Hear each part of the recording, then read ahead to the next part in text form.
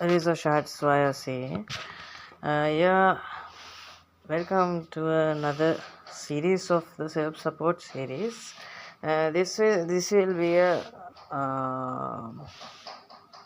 targeted series of all-in-one. Okay, so we have the poetry section. We are talking about that today. All the poems are not going to be here, just a few specific poems will be discussed, and I hope all the questions will be covered in this session, right? We'll cover any possible question inside our imagination. So let's see what are the possible themes that we get when we talk about the poetry. First comes love as a theme. So we have, right, the sadness, what do you call it? In Sinhala we call that viraha vedana, right? So what do we call it in English? Right, viraha means separation. When I searched viraha in the dictionary, I found nothing, right? Thanks to the fact that I do the Sinhala literature, so I typed Vipralambe, then I got the result separation.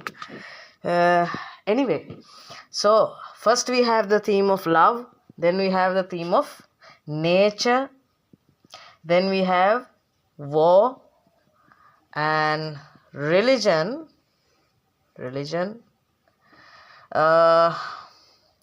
we have culture, right? Culture, we have freedom, the what do you call it, the definition of freedom and stuff, right?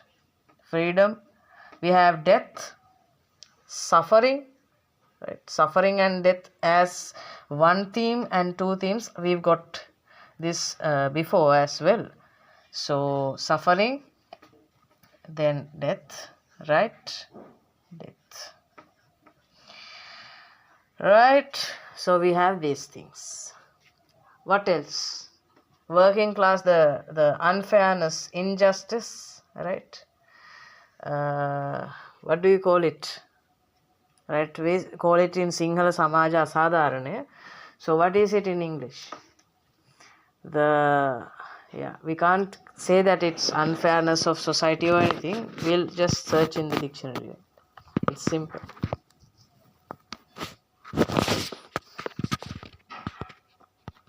Yeah, so it's called the social injustice, right? So Samaja Sadharane. And we have the class difference, right? The caste difference, the racism. I don't think it's needed or anything, but just stereotype. That's a major theme. The society and its stereotypical behavior, right? Stereotype. Now it's not as a theme that is discussed as stereotype or anything like that, right? But it's discussed throughout the book, right? We have much of similar themes to stereotypical behavior of society and so on, right? Sometimes the clashes between cultures, right? When we talk about culture, we have the clashes between cultures, like in the introduction, an unknown girl, and we have, what do you call it? All the poems are not remembered that well. Anyway, so we have these things, right? Beauty is another theme. I found it in a past paper. So anyway, beauty. What is beauty in general? Yeah, you consider yourself not beautiful, so that's your problem and my problem. But what is beauty in general? A feast to the senses is called beauty, right? So like if a voice is there, So if this voice gives you the vibe, the satisfaction, it's beautiful, right? We call beauty full. It's full of beauty. That's what it means. So what is the definition of beauty? It's just the satisfaction which we gain through senses. All right. Then what is love? Basics of these themes, right? Oh yeah, justice is another thing. Justice, we'll go through this already. All right. What is love in general? What is the definition of love? I would say the selfless sacrifice towards something, someone, is called love, right? Selfless sacrifice. So the attraction and love, affection, these things are another point anyway, right? So selfless attachment, it's also can be said like that, right? Selfless attachment. What is nature? Nature is what is not built by men, right? Sometimes the nature within humans is also a theme, but I don't think that will be in the paper or anything. But yeah, it's in Sinhala literature, but I've never seen it as a topic in English. What is war? Yeah, we know what is war. That's not to be defined, right? Religion. What is religion? A system of beliefs that are believed, right? A system of beliefs and traditions put together and believed by a bunch of people. It's a religion, right? What is a culture? A behavior, a systematical behavior, or just a behavior, right? The habit of behavior is also a culture, right? A system of thinking, behavior, and everything what we do. Like we have the definition for culture in Puravasi, right? What do we call it in Sinhala? Minisa karana samadema sanskrutiya way. That's what we had in civics lessons, right? But anything that we do is culture, right? So what is freedom? Such a thing doesn't exist in actual world, but what is freedom? These themes and these definitions, just not for these short stories, but it's also useful when we not short stories, we are talking about poetry, right? So not just for these poetries, we have these same things like in Life of Pi, Nitta and Siv, and so on. Everything has these themes. These are like in general for all themes. So what is freedom? Freedom is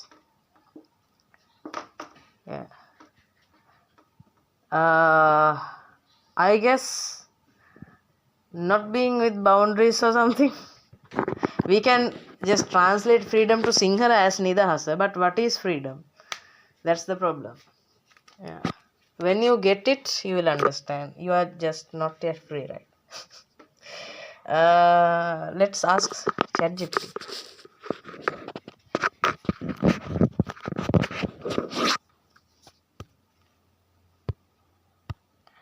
Anyway, I don't want to ask ChatGPT. I will give a definition on my own.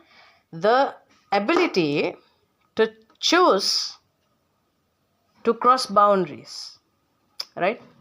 Ability to choose and to cross boundaries. So we have boundaries like we are Buddhist, right? We have the boundary of being a Buddhist. If we have the ability to choose not to be a Buddhist, or we have the ability to cross the boundary of being a Buddhist, yeah, that's freedom. So anything goes like that. The ability to choose and to cross boundaries. What is suffering? What is suffering? Suffering is a word in itself and it's a sentence in itself. So we don't have much definition for suffering. but we have to understand what is suffering. What is suffering? Basically an overwhelming sadness or something like that. I don't know, right? Anyway, who will ask that question? It's not necessary, right? Everyone is suffering. What is death? The end of suffering. Anyway, so then we have stereotype. What is stereotype? It's a traditional set of behaviors and beliefs and values that are embroidered into the society, right? Carved to the society, and the society is governed by that stereotypical behavior, right? So it's the stereotype, right? Then we have beauty. I told it. What is justice? Equality, right? Justice is equality. That's it. So yeah, we've discussed the themes. Oh yeah, struggles, protests, those things can be spoken as well. Anyway, so let's move on with the themes and the books which not books, the poems which discuss this, right? We first have the theme of love. So as I said earlier, the selfless sacrifice is called love, right? So we have sonnet 73 and sonnet 141 of William Shakespeare, but I am not going to talk about sonnet 73. Just one thing is there, if you want to know, right? Sonnet 73 and 141 both are about love, right? So in this sonnet 73, right, we have one sentence that defines love, right? This thou perceivest, which makes thy love more strong, right? So let's again I read it. This thou perceivest, which makes thy love more strong, to love that well, which thou must leave ere long. So this is the point that is important over here, right? The whole sonnet discusses about the inevitability of death and uncertainty of life and so on, right? I will talk about it when the topic comes. So after explaining so much, right, Shakespeare says that you may see the twilight of an autumn in me, right? So yet if you choose to love me, right, yet if you choose to love, this is the very fact that makes your love very strong, right? Why? Because you chose to love perceiving that I'll die, right? It's inevitable.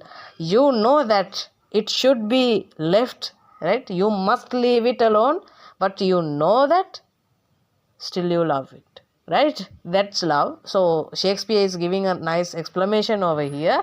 And then we have the sonnet 141, right? So the way he explains it and how I am connecting it with 141 is actually the definition of love, right? So we have this.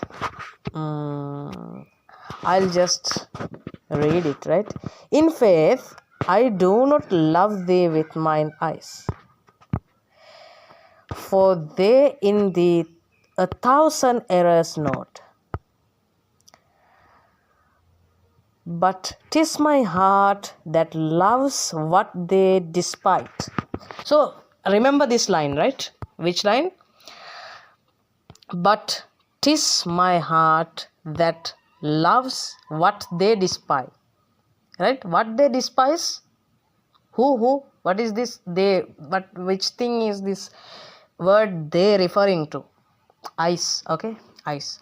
So my eyes see 1,000 errors in you, but I love my heart loves the person or that thing which my eyes despise, right?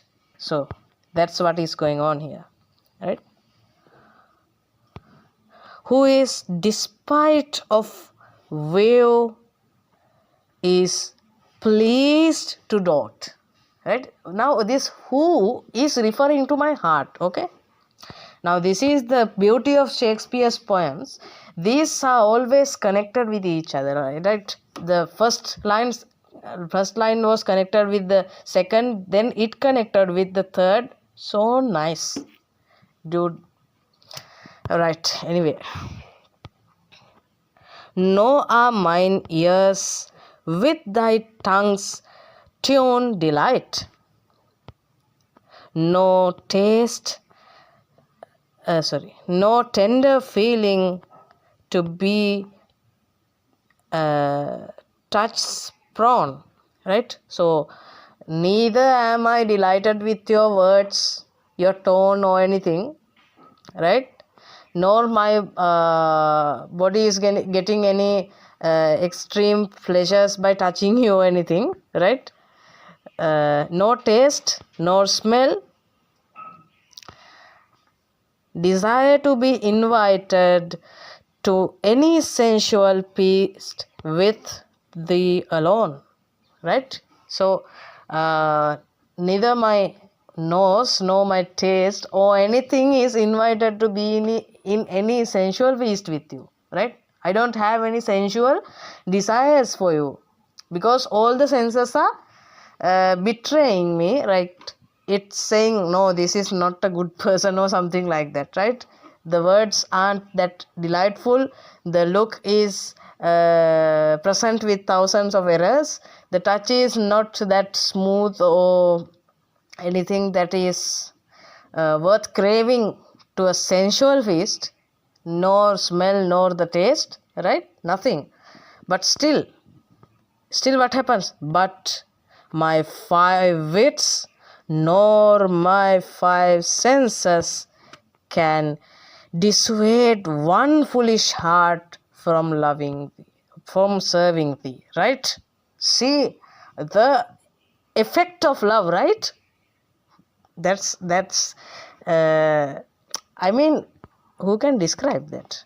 I guess Shakespeare is the only one who can actually describe that. See, but my five wits nor my five senses can dissuade one foolish heart from serving thee. What the hell is going on with me? That's the point, right? So again, I'm skipping a part, right? Thy proud heart's slave and vessel wretched to be, only my plague, thus far I count my gain. Right? Last line, this is important, that she that makes me sin awards me pain, right? So it's the fact, right? We have the Sufi poem, right? You remember? खुदराना फरस्ती दई इरफाचे सनासी काफिर न शुदी लज्जते इमाचे शनासी, right? It's the sin. It's a sin to love anyone other than God. But I am doing a sin over here, right? She that makes me sin awards me pain, right? Love is not giving him any pleasure. It's not out of pleasure that his heart is staying with her, right? There is no point. That's the fact of love, right? I don't believe in that. That's another thing. Anyway, so yeah, that's how the theme is, right? We have two poems anyway. Then we have, right, we have Better My Heart as well. If you want to discuss about the theme love, we have this part, right? Yet I dearly love you, and would be loved fain, but I am betrothed unto your enemy. Divorce me, untie or break that knot again. Take me to you, imprison me, for I accept your enthrall me. Except you enthrall me, never shall be free. So he is saying, come on, bewitch me, right? Come on, charm me, put a spell on me. If you don't imprison me, if you don't put a spell on me, I will not feel the freedom. That's the basic thing that is happening over here. So we have the theme of love towards God, right? Over here. So you can again listen to that part, or just right.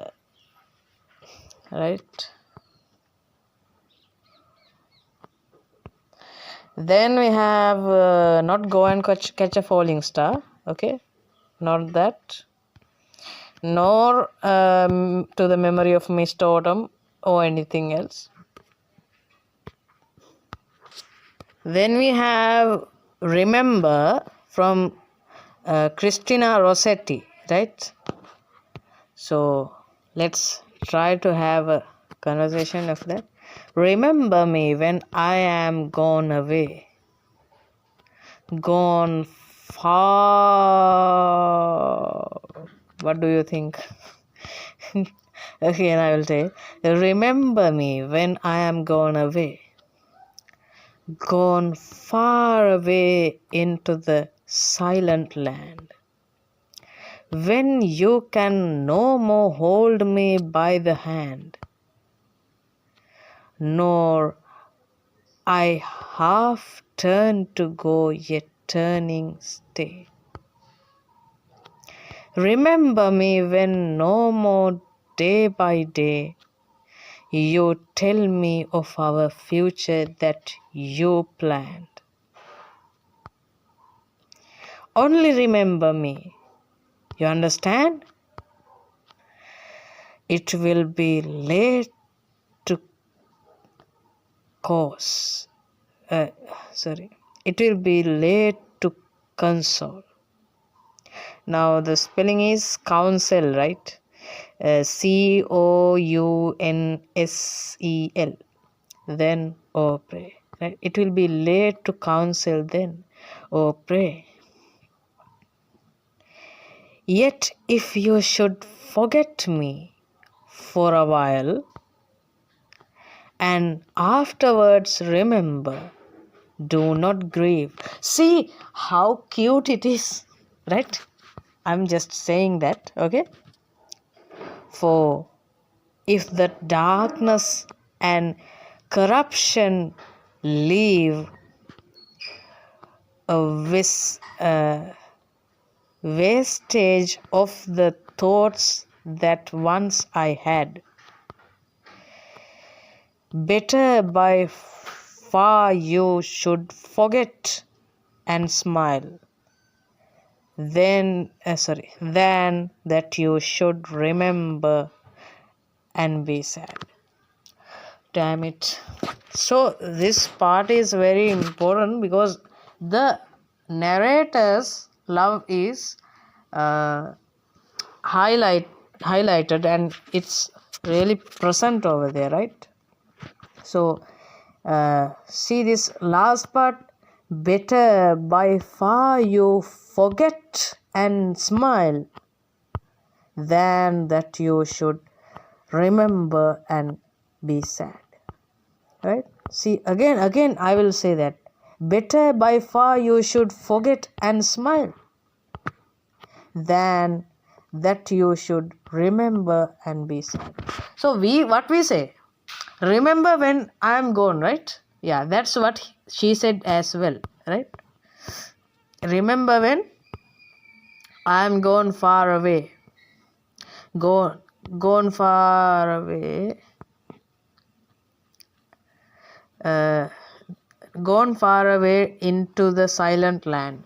So she's telling she wants to live in the person's memory even as a memory, right?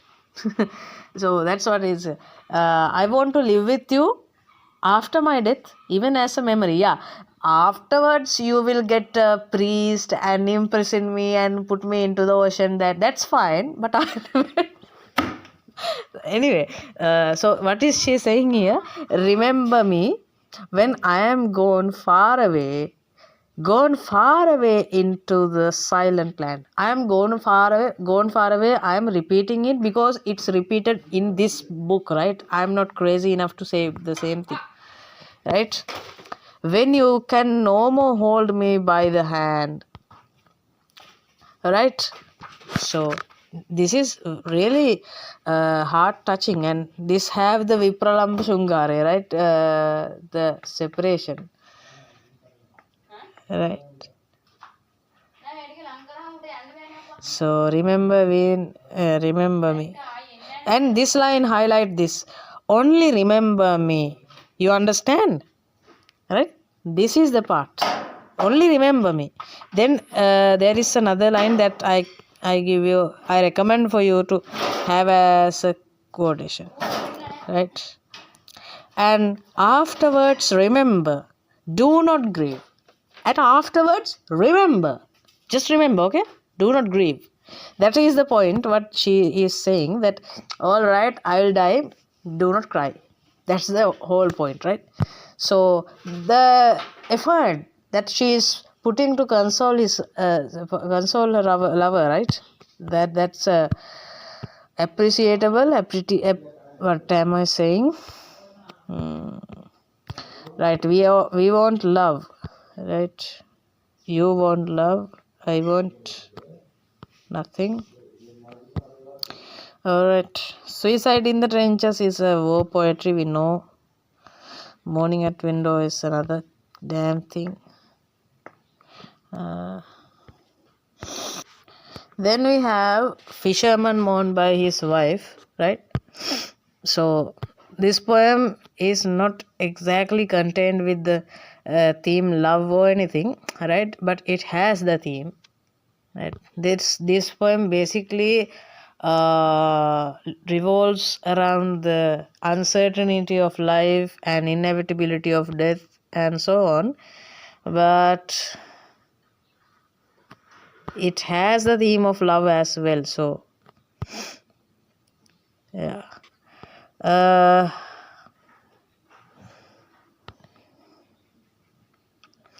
So we have that how their lives started, and this is a total story, right? It's not a poem, it's a story in a poem, right? Now this part is one of those times that we see love in here. But soon I was to you more than God or temptation, right? So soon I was to you more than God or temptation, and so were you to me. So this part is really nice, right? We have this after she gets the child and goes to her husband and says about it, and he nods. So this comes afterwards, right? So this is how their love came, right? Then we have you had grown so familiar as my hand that I cannot with simple grief assuage dismemberment, right? So I don't know how to pronounce this word, first of all. UAGE dismemberment. Outside the wind despoils. You had grown so familiar as my hand that I cannot with simple grief assuage dismemberment. Yeah, so it's assuage, right? ASSUAGE, right? ASSUAGE. Let's see the Sinhala meaning, right? Assuage means sanasanawa, right? Samane karanawa. So we have comfort, right? Comfort, console, right? Salve. We have quiet, right? So clear, cheer, right? We have more things of the sort. So you had grown so familiar as my hand that I cannot with simple grief assuage dismemberment. What does it suggest? You had grown so familiar as my hand. This part is all right. So but I can't just with a simple grief comfort my dismemberment, right? So their love is here, right? We don't need more than 2 quotations so much, right? We have just like 30 minutes or something, so it's enough for the theme love, right? We don't want too much information. Animal Crackers doesn't have any love kind of thing. Explosion also. So this is love, right? Then what we have, how much time did I waste? All right, nice. We have nature. What are the poems that are associated with nature? We have design, right? We have design.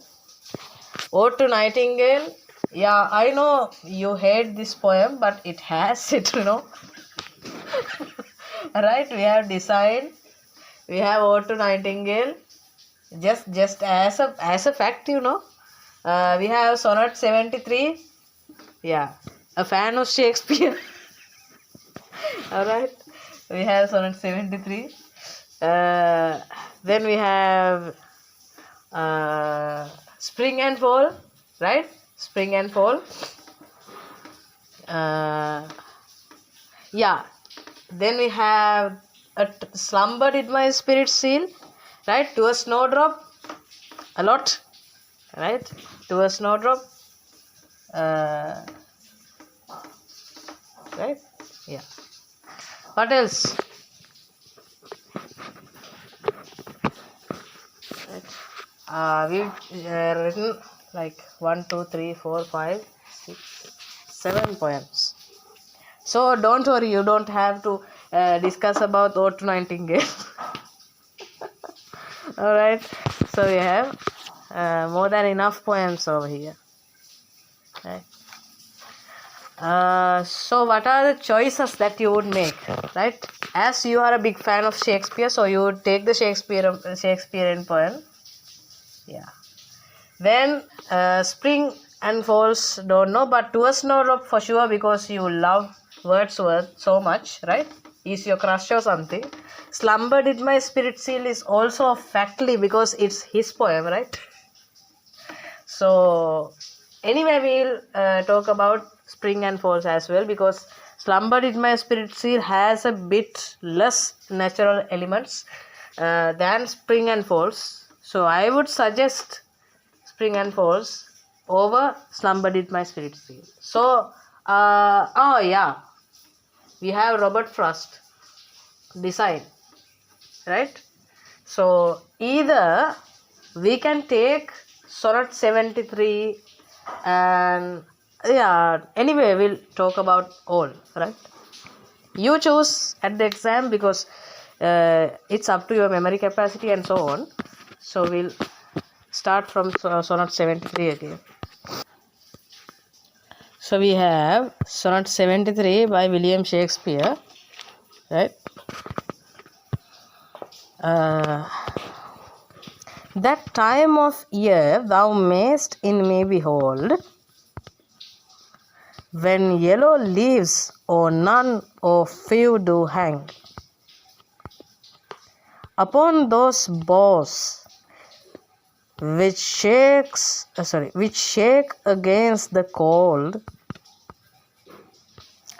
where ruined chores were where late the sweet birds sang. In me thou seest the twilight of such day, after sunset fadeth,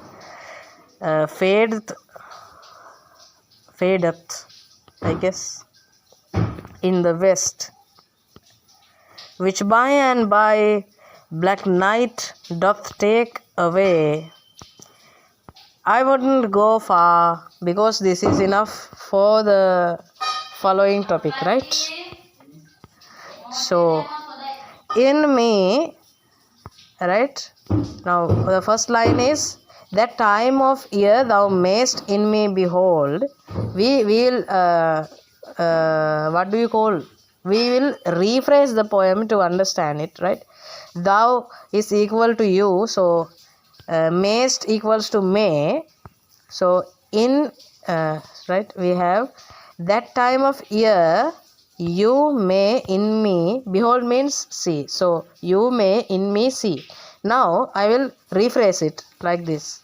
In me you may see that time of year when yellow leaves or none or few do hang upon those boughs. Now boughs, boughs means branches, right? Upon those boughs which shake against the cold, right? Upon those branches which shake against the cold, that's what it actually says, right? Where ruin chores where late the sweet birds sang, right? So Bea means stay, ruined means destroyed, chores means songs. So stay ruined songs where late the sweet birds sang, right? So you can see in me, so he is comparing the human nature or the nature of the life to the actual nature, right? He is giving a natural imagery about the nature. We see the autumn before our eyes, right? We see that the branches which shake against the cold, which are either with few leaves or nothing at all, right? So we have the visual imagery over here. As the death, so then we have, thou seest the twilight of such day, right? In me thou seest the twilight of such day. Now, which day? A day in autumn, right? Why? A day in autumn. Because it's the like November, September time, right? November to September, September to November time, autumn. The last time of the year, and mostly the year and the nature shows the signs of death. Now, what is twilight? It's simply the time of Sandhi Prakasha. We have two Sandhi Prakashas, right? Sayan Kal and Pratah Kal. So, twilight means the Sayan Kal Sandhi Prakash time, right? So, we have Pratah Kal Sandhi Prakasha time is dawn, right? Yeah. Anyway, so now you get the visual imagery of what is twilight, right? So this gives a huge natural wife, not wife, it's vibe. What am I saying even, right? Then we have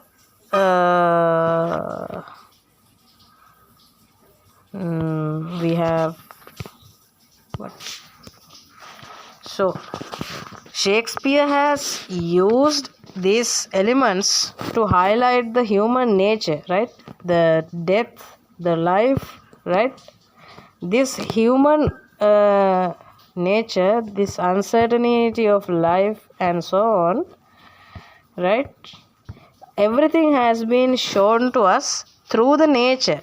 He has used nature as a symbol. Now, how poets perceive nature in different ways, if someone asks, then you have to show how poets perceive nature, right? Then we have the A Snowdrop by William Wordsworth. Lone flower, hemmed in with snow and white as they. But hardier far, But hardier far, once more I see thee bend thy forehead as if fearful to offend.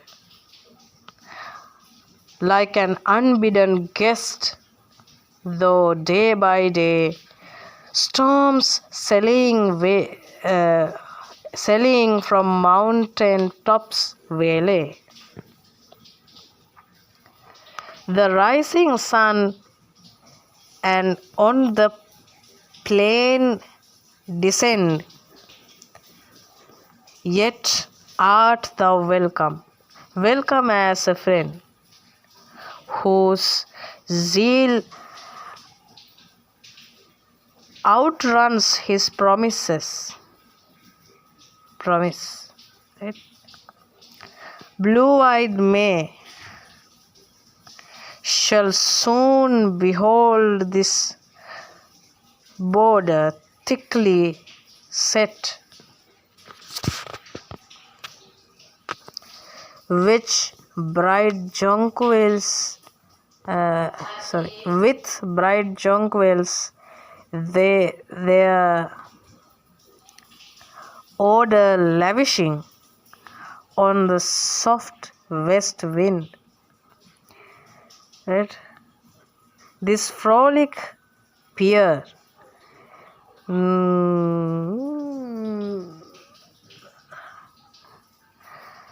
Now, anyway, why am I even trying to describe all the things over here? It's not necessary, right?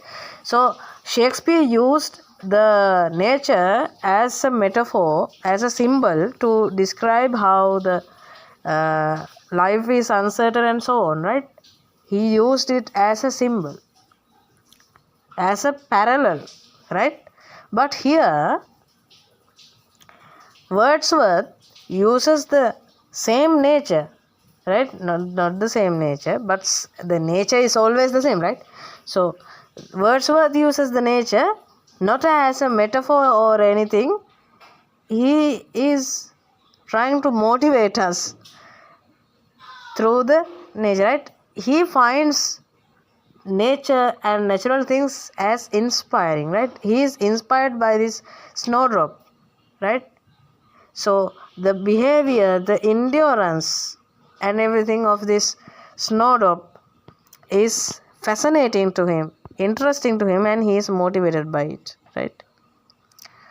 Nor will I then thy modest grace forget, right? Even if the May comes and jonquils come and its lavish smell hang in the air, but I will not forget you, right? Because this bravery, this endurance has carved itself to the narrator's heart, right? Chaste snowdrop, venturous harbinger of spring, and pensive monitor of fleeting years. So the above lines, where the struggles of snowdrop and how it's it, right? How it perceives, endures everything and so on in the wrong season, but still is all right. So this stuff is actually what inspiring. So Wordsworth uses nature as a inspiration. Spring and falls we have here, right? It's also a thing. So Spring and Falls by Gerard Manley Hopkins, right? We have Gerard Manley Hopkins. Margaret, are you grieving over golden leaves unleaving? Sorry, over golden grow unleaving. What is this golden grow? The same thing, the falls, right? The yellow leaves that Shakespeare said. So Hopkins is saying the golden grow unleaving.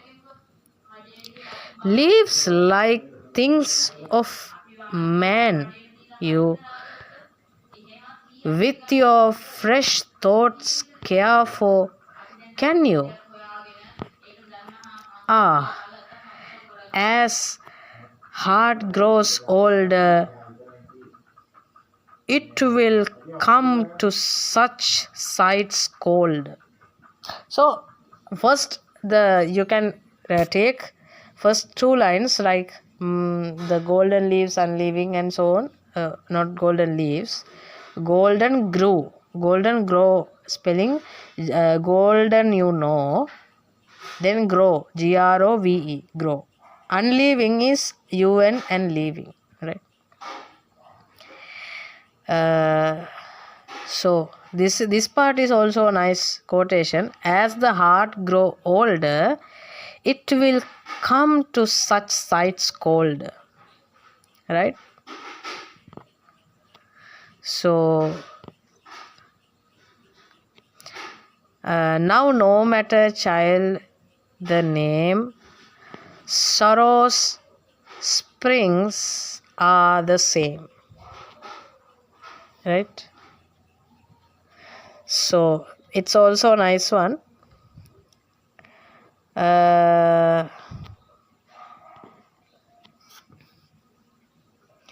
Right? It's the blight man was born for. It's Margaret, what you mourn for.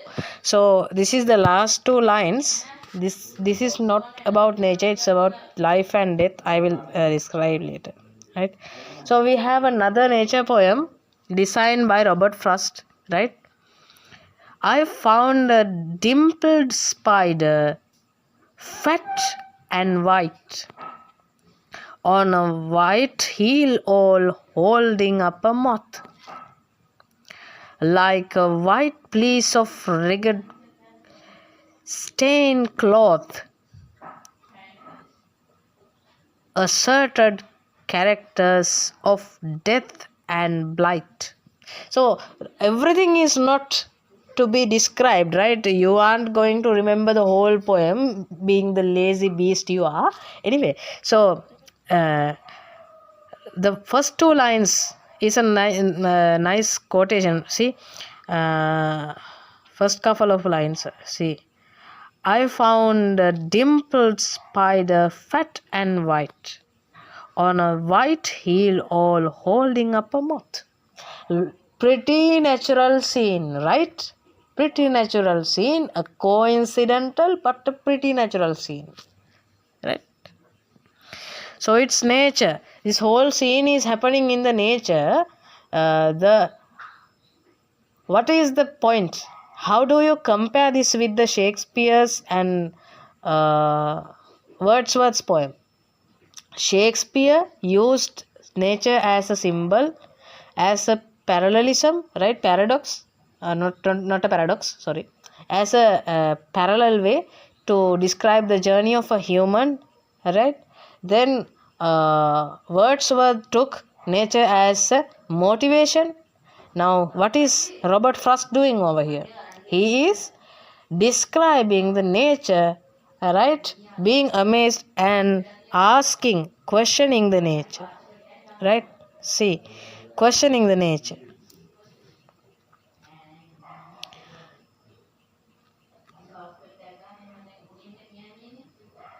A snowdrop spider, a flower like a froth, and dead wings carried like a paper kite. Right? So this part is really sad, right? Really sad. Then we have, what had that flower to do with being white? The wayside blue, innocent heal all. The wayside means the roadside blue, innocent white. It's not that one, it's a white one, right? So maybe the white one is a rare thing or something like that. The wayside one is not much rare. The blue heel is normal or something like that. So why is it white? He is asking, right? What brought that kindred spider to that height? Then stared the white moth thither in the night. So he is asking, what brought that spider there? What brought the moth over there? Why is this flower white? Right? This such a thing is happening, and this flower is white. Why is it white? Right? What but design of darkness to appal? If design govern in things so small. So what is happening? He is questioning the nature, right? He is questioning the nature. So we have 3 types of poems. So one is all right, saying the nature is so it's the nature.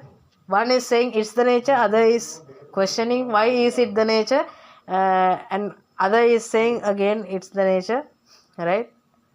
Another is saying, whoa, it's the nature, we should be inspired from that. So many views, right? So leave a comment, how many times did I say it's the nature, right? We have then religion, war, and so on. So we have, first I would say war, right? Because I have written it in such an order without anything. Oh yeah, I would just move on from this war to just death.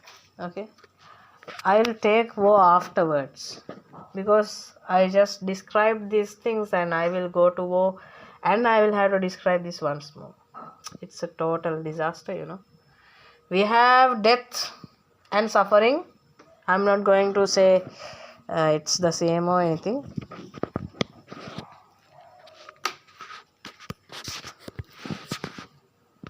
We have nearly an hour destroyed from ourselves.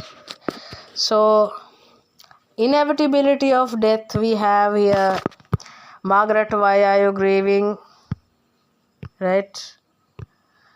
It's a fact that the leaves have to fall, right? Margaret, why are you grieving over golden grow unleaving? Yeah, this part is also good for that one.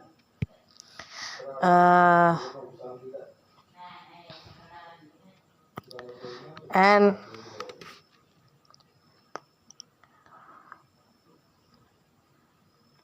if you want poetic techniques of these poems, I don't think any.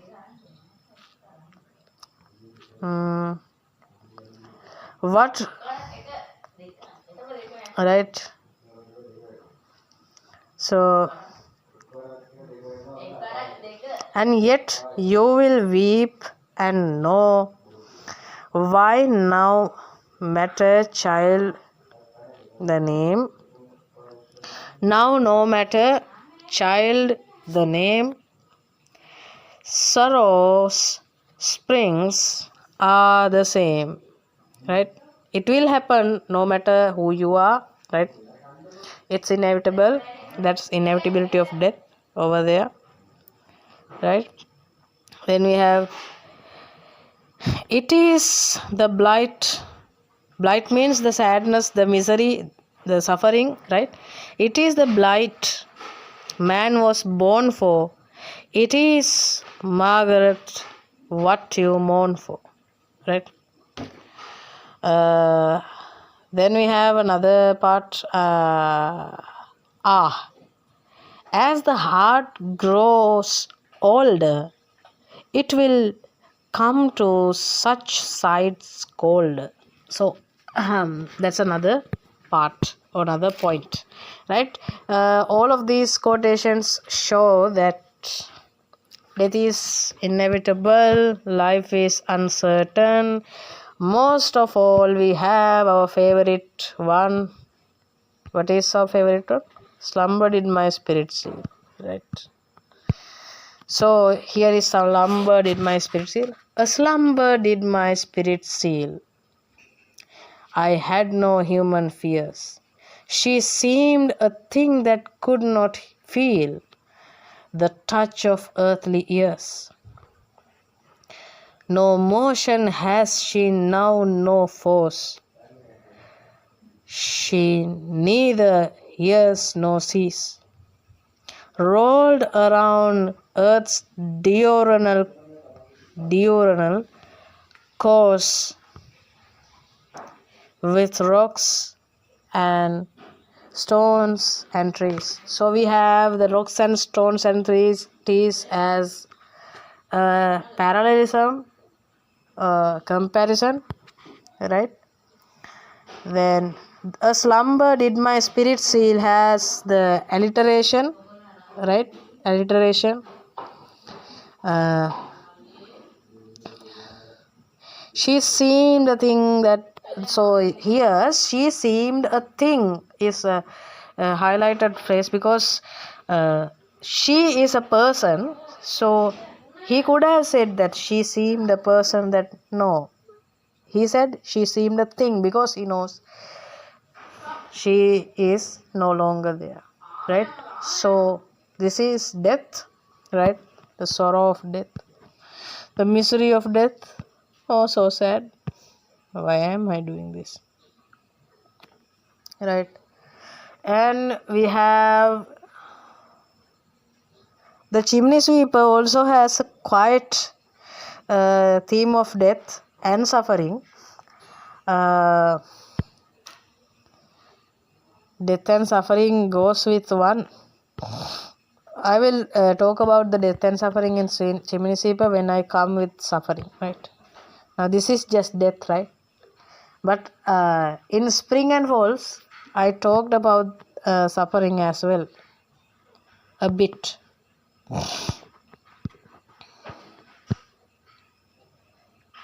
Right. Then we have, what are we talking about? Death, right? We have the sonnet 73. So this I just talked about it and I am talking about it again.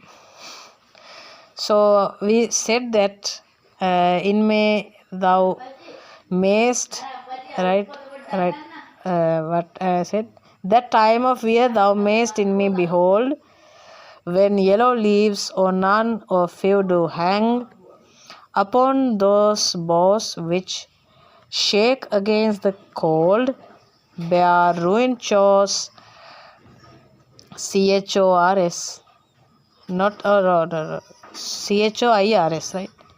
Bare ruined shores where laid the sweet birds sang. In me thou seest the twilight of such day, as sunset fadeth in the west, which by and by black night doth take away, and so on, right? So how he is getting slowly close to the death, inevitability of death.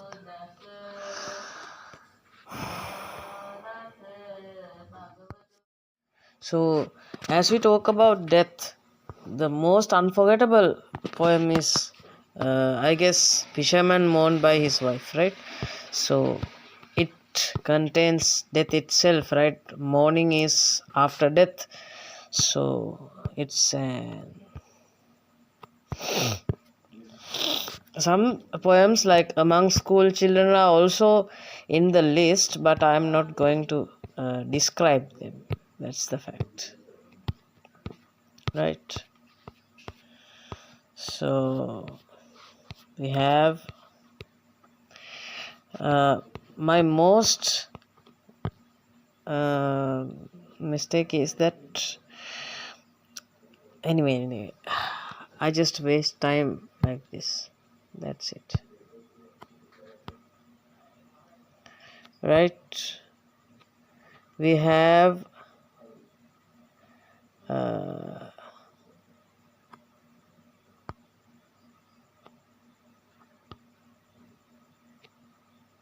now that being dead you are beyond detention and need not be decreed, I confess. It was not love that married us, no affection. So this part is not needed. Now see the mourning of the wife over here. We have now that being dead, you are beyond detection. Right? What is detection? Detection means what Sherlock Holmes does, right? Detection, detecting someone. So now being that, what happens? Now being dead, you are beyond detection. Now I can't find you. And need no decree, I confess. Right? This part. And also the fact that the poet is referring to the season and the climate as well, the stormy weather and so on, again and again to show the cycle of this, right? Then we have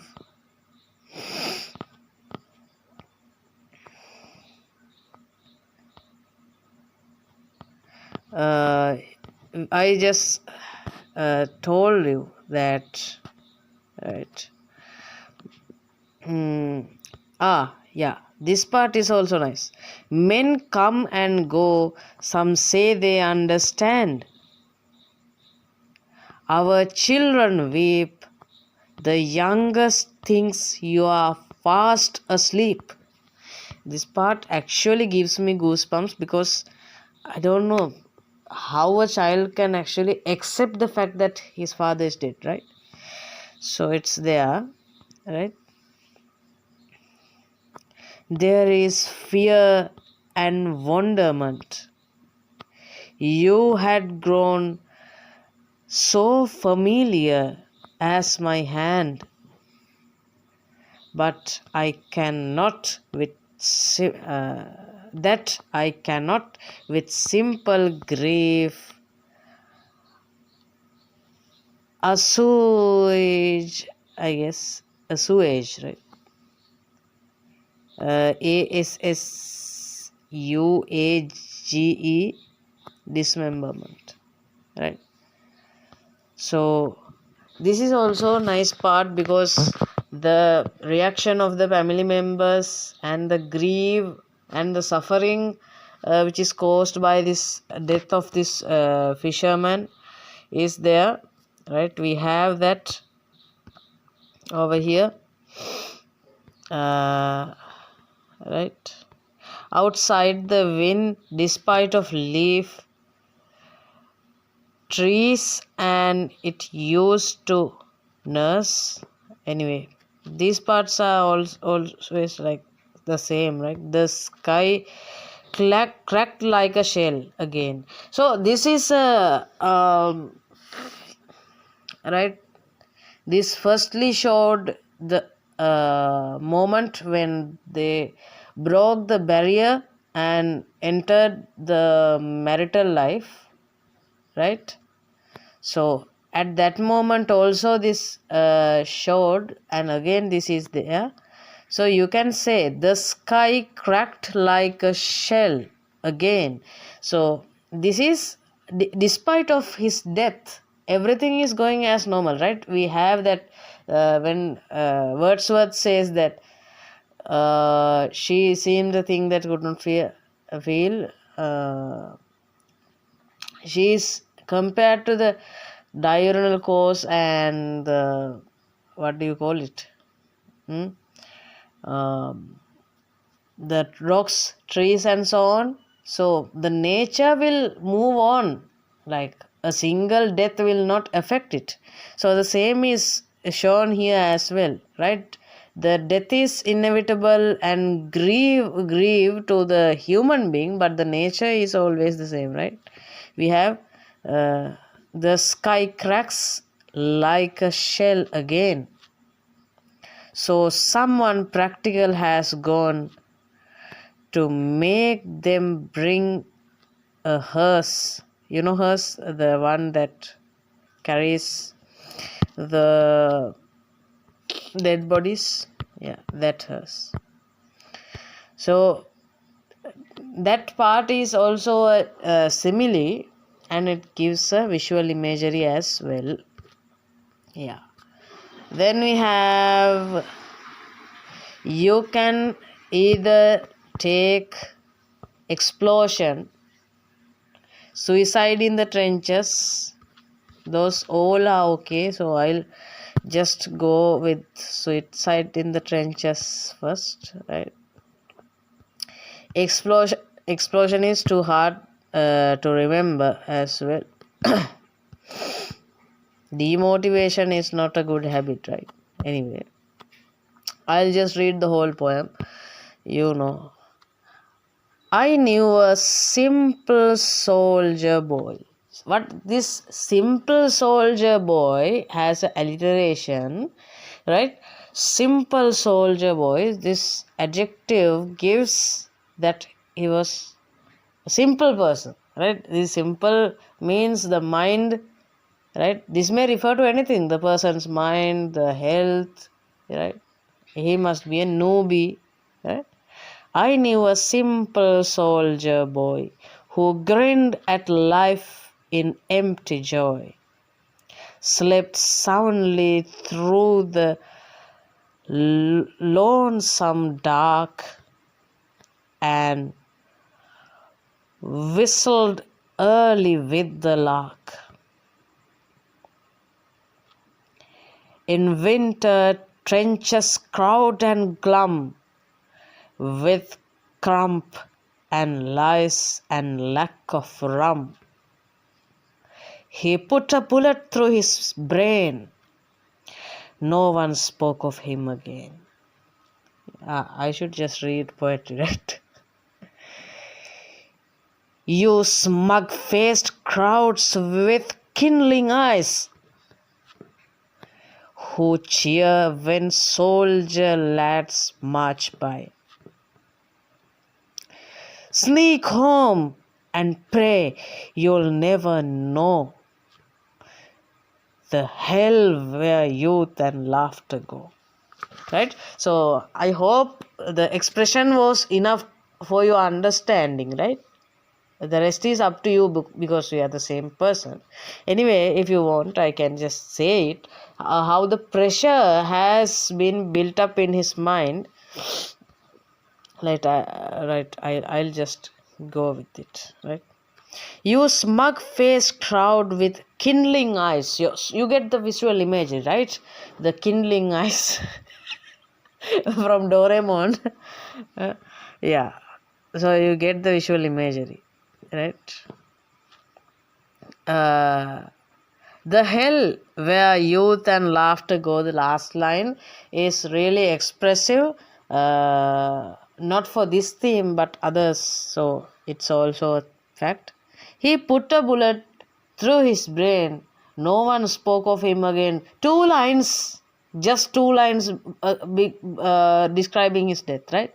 Some describe the death with the whole poem, right? You see the To the Memory of Mr. Oldham, right? Yeah. It's a long poem. What is it? It saying? What's the topic? A death of a person, right? Fisherman mourned by his wife. What is the topic? The death of fisherman, right? A whole poem. Now this suicide in the trenches, about the soldier's death. What is there? Just 2 lines. Other things, the life that he lived and how the crowd perceived it. About his death, just 2 lines. Why?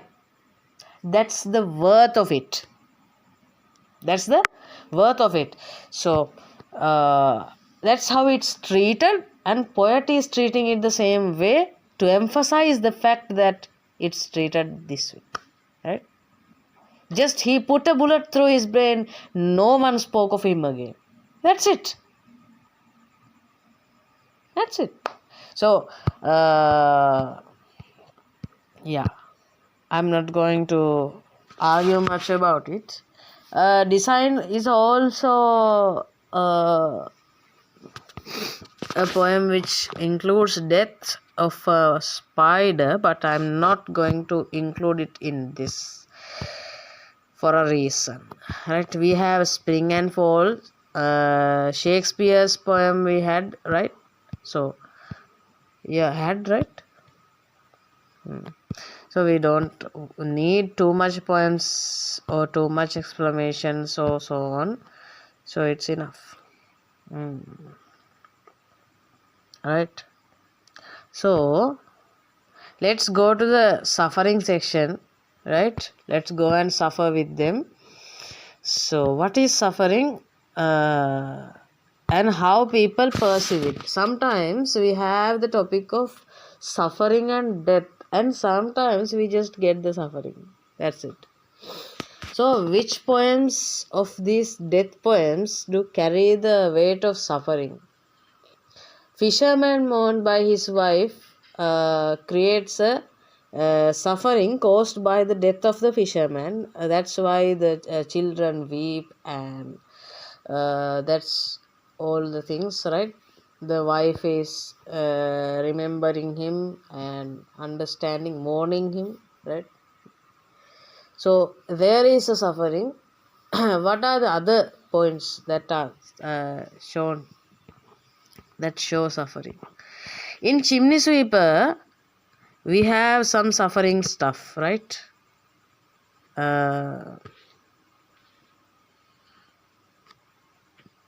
So then he was quiet. Now, this is after the person says, all right, I'll just move on with the poem so you will understand better, right?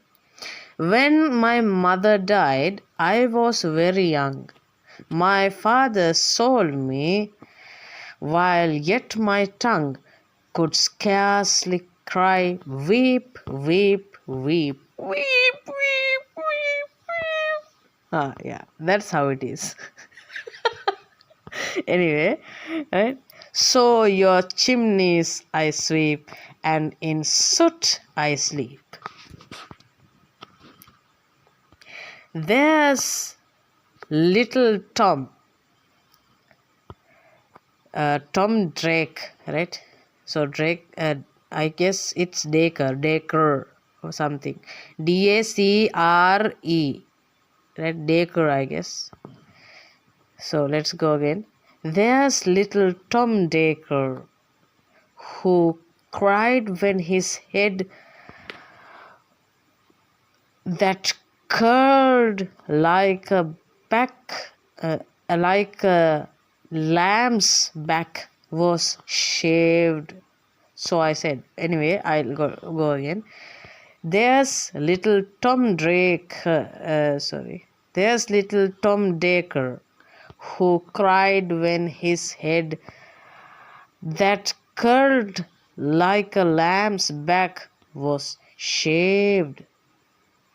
So I said, hush, Tom, never mind. Right? That's nice. Hush, Tom, never mind it. For when your head's bare, you know that the soot cannot spoil your hair, right? Your white hair. Again, I will describe it. Hush, Tom, never mind it. For when your head is bare, you know that the soot cannot spoil your white hair. So, this is a optimistic view regarding suffering, right? Though it's who likes to be shaven, right?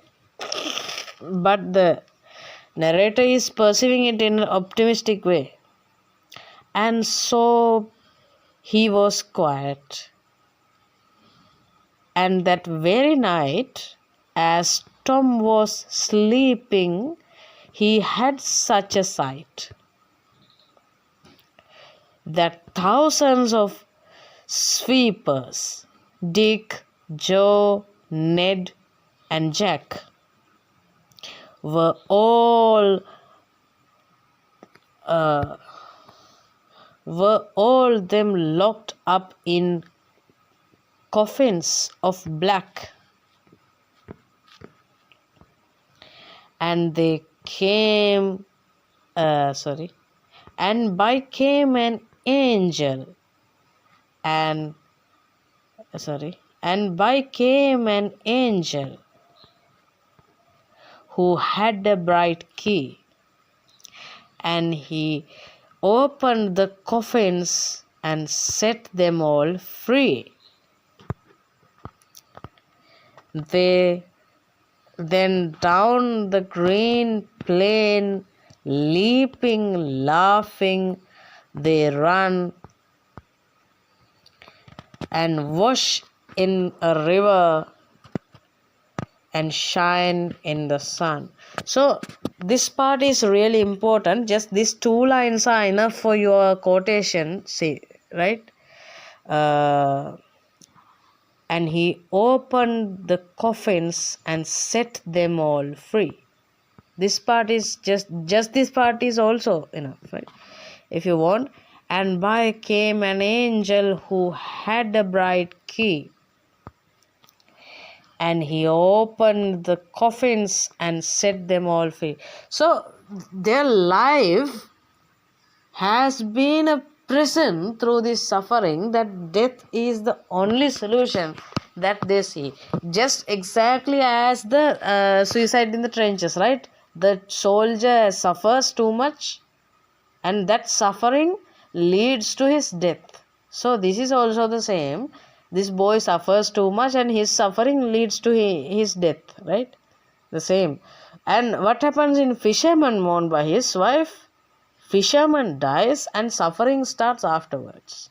So that's how it is, right? We have suffering and death over here, right? So, right. Yeah. Then we have religion. Right. We have religion. And what we have? Yeah. Beauty we have. Right. Then we have the theme of recognition, right? Self-identity. So these things are also there.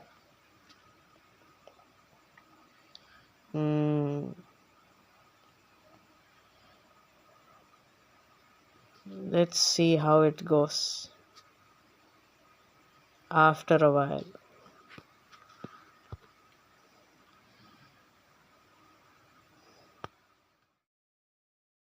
So death, suffering and all. Then we have war. So we have more things to discuss than war at this time, but anyway, so we have 3 war poetries. Explosion by Vivi Marie van der Putten, right? This one discusses about not exactly war, but the result of the national conflict, right? So let's see. how it goes, right? uh, right. So I'm just going to take some parts from here and there, uh, right? See, uh, for a long second, time staggered spelling staggered, staggered, right? For a long second, time staggered.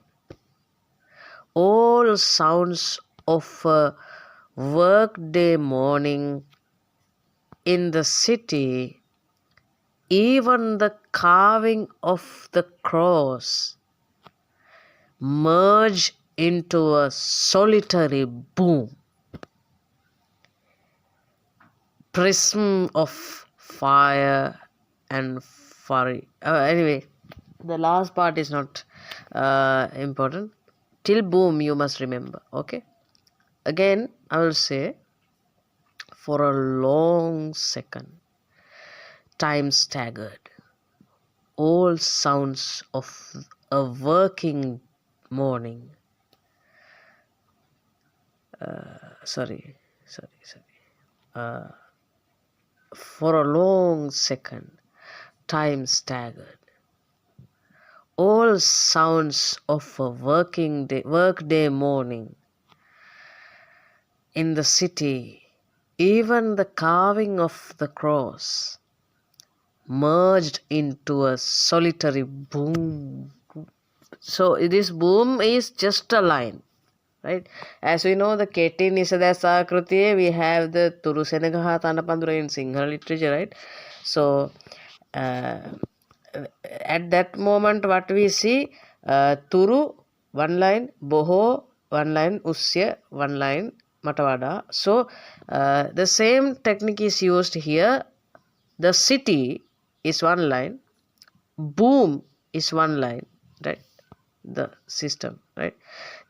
So how it is in lines, for a long second, line ends, time staggered, line ends, all sounds of a workday morning, line ends, in the city, line ends, even the carving of the cross, line ends, merged into a solitary, line ends, boom. Yeah, that's how it is written, right? Then, lives were ended, eyes were blinded, retired wage earners collecting provident funds were crushed under under brick and glass, right? So we get the visual imagery, not yet, right?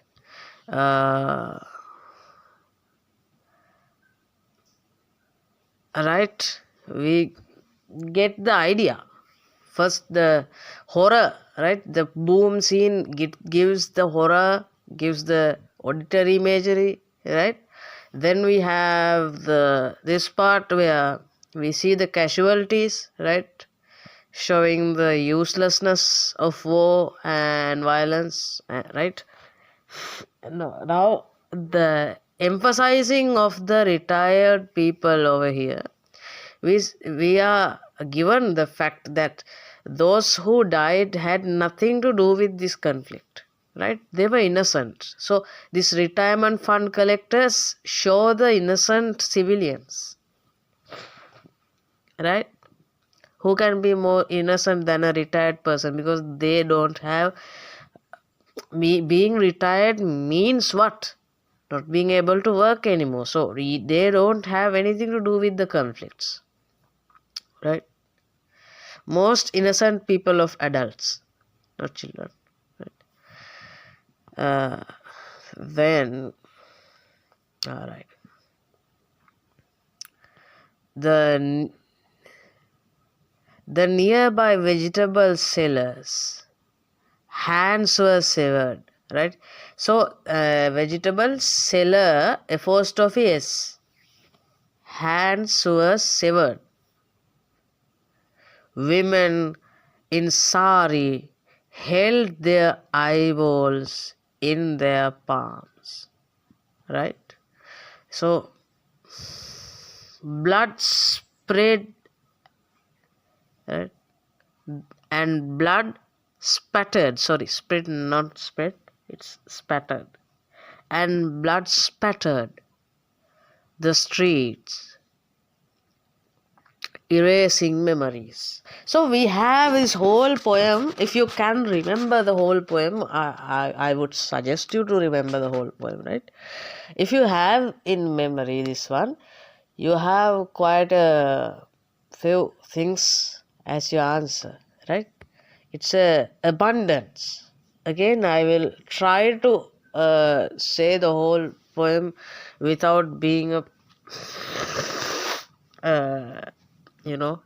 anyway, I'll try. Okay, I'm not guaranteeing anything.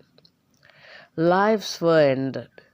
Sorry, not lives were ended, right?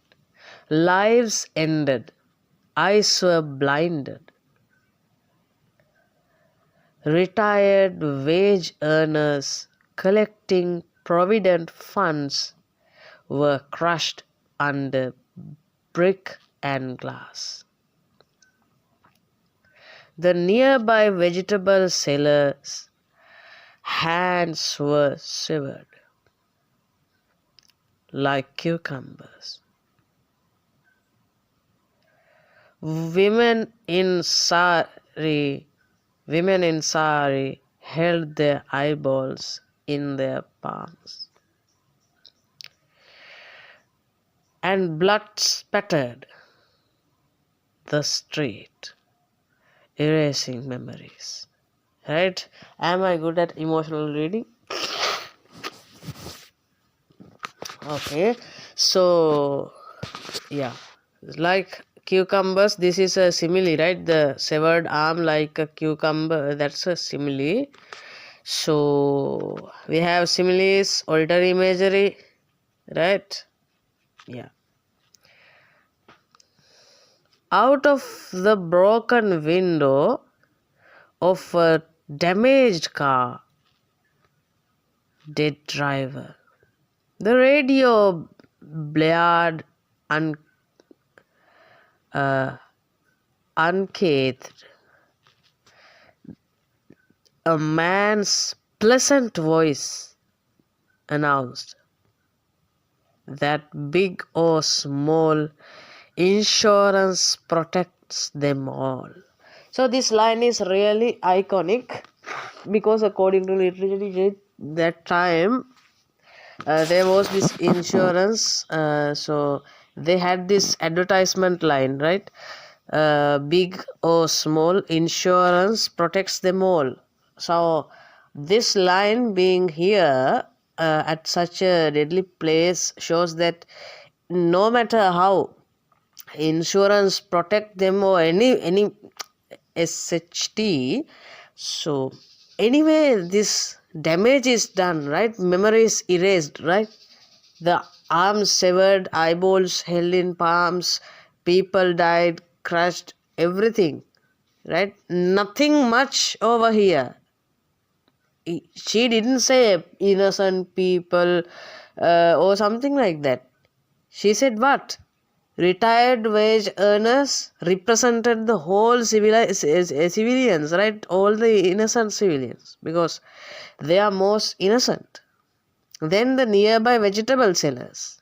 Why they are here? Because the nearby vegetable sellers, they had nothing to do even with the bank, right? Women held their eyeballs in their palms. So here we are seeing the normal working class people at the image of normal people, right? So they are not the only people who go to the bank, right? She could have said businessmen, managers. Instead, she chose this. Why? Because this is the normal civilization, and this is the innocent people. Sorry about that. I'm not that well. Okay. Hope before exam I'll get well soon, right? Just pray for me. Then we have the Animal Crackers poem, right? Animal Crackers by Richard de Souza. So I like his name so much, right? I don't know about this character anyway, but I like his name, Richard de Souza. Right. Draw me a lion, so I see my pen. So I set my pen. So draw me a lion is within brackets, so it's said by someone. So I set my pen to work, produce a lazy kindly beast. Color it yellow. Right? So we have the first, right? So the description of lion, please remember it. Lazy kindly beast. Right? Does it bite? The child asks. Sometimes. But only when it's angry. If you pull its tail or say that it's just another cat. Just for the most part, indolent, biddable, basking in the sun of ancient pride.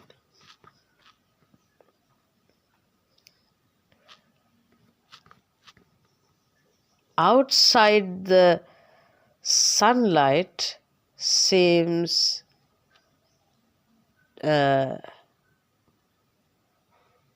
anyway, we don't want the whole poem, right? So we have that part over there, right? Of lions cross at being awakened from a long deep sleep, right? And there's a disturbed roaring like a pride of lions. So what is he saying? Outside there is something, right? That is like, and there is a there is a distant roaring like a pride of lions. So this person is hearing a distant roaring like a pride of lions. Cross at being awakened from a deep sleep. So deep sleep, this represent our kind a lot, right? We are in a deep sleep. Then we get awakened and we panting. Yeah, I have the reader, right? I'll give explosion read first, then I'll go to the Explosion Vivi Marie van der Porten.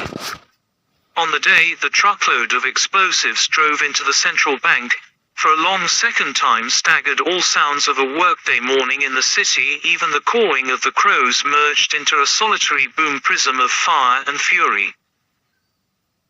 Lives ended, eyes were blinded, retired wage earners collecting provident funds were crushed under brick and glass, the nearby vegetable sellers' hands were severed like cucumbers, women in sari held their eyeballs in their palms and blood spattered the streets, erasing memory. Out of the broken window of a damaged car, dead driver, the radio blared. Unscathed on a commercial break, a man's pleasant voice announced that big or small, insurance. So when we talk about war, big or small, insurance protect them all. Anyway, we have the Richard de Souza's this poem, Animal Crackers. Owl Crackers. Owl Crackers. Animal 23. Animal Crackers by Richard de Zoysa. Draw me a lion. So I set my pen to work. Produce a lazy, kindly beast. Color it yellow. Does it bite? Sometimes, but only when it's angry if you pull its tail or say that it is just another cat. But for the most part, indolent, biddable, basking in the sun of ancient pride. Outside, the sunlight seems a trifle dulled and there's a distant roaring, like a pride of lions, cross at being awakened from long, deep sleep. Then, draw me a tiger. Vision of a beast. Compounded of Jim Corbett yarns and Blake. Stalks through my mind, blazing nature's warning, black bars on gold. Draw. You turn and draw the gun 30. On me, as if to show that 3 years old understands force majeure, and as you pull the silly plastic trigger all hell breaks loose. Quite suddenly the sky is full of smoke and orange stripes of flame. So this, instead of just going with the poem, I would just talk about the poem, right? You can just find the poem and put it in the reader. That's not the purpose of this recording, right? So first we have the description of lion, right? A lazy, kindly beast, right? So it is a nice description if you can remember, right? Then we have, does it bite? Sometimes, but only when it's angry. If you pull its tail or say it's just another just another cat.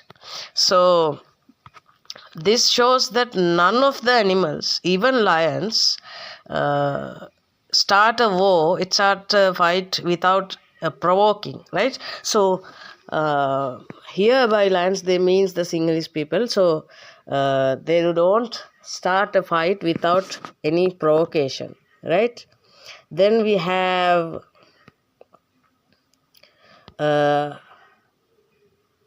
right, this part. T-side, the sunlight Outside, the sunlight seems a trifle dulled and there's a distant roaring, like a pride of lions, cross at being awakened from long, deep sleep. Yeah, so the population has been in a sleep and how it's awakened. This part is also nice if you can remember, okay? Then, draw me a tiger, vision of a beast. Compound This part is not stalks necessary. through my mind, draw. On me, as if to show that 3 years old understands force majeure, and as you pull the silly plastic trigger all hell breaks loose. As you pull the silly plastic trigger, all hell breaks loose, right? This part is really necessary because if you pull the silly plastic trigger, all hell breaks loose means if you start somewhere, if you start from somewhere the war, then all hell breaks loose means all will suffer, right? So the consequence of war is there. On me, as if to show that 3 years old understand, quite suddenly the sky is full of smoke and orange stripes of flame. Yeah, that's also a nice one because it has a visual imagery as well, right? Quite suddenly the sky is full of smoke and orange stripes means stripes, spelling stripes, stripes of flame, right? Then we have, yeah, you can remember the part because it has a visual imagery, right? Quite suddenly the sky is full of smoke and orange stripes of flame. But here there are no tigers. Here there are only lions.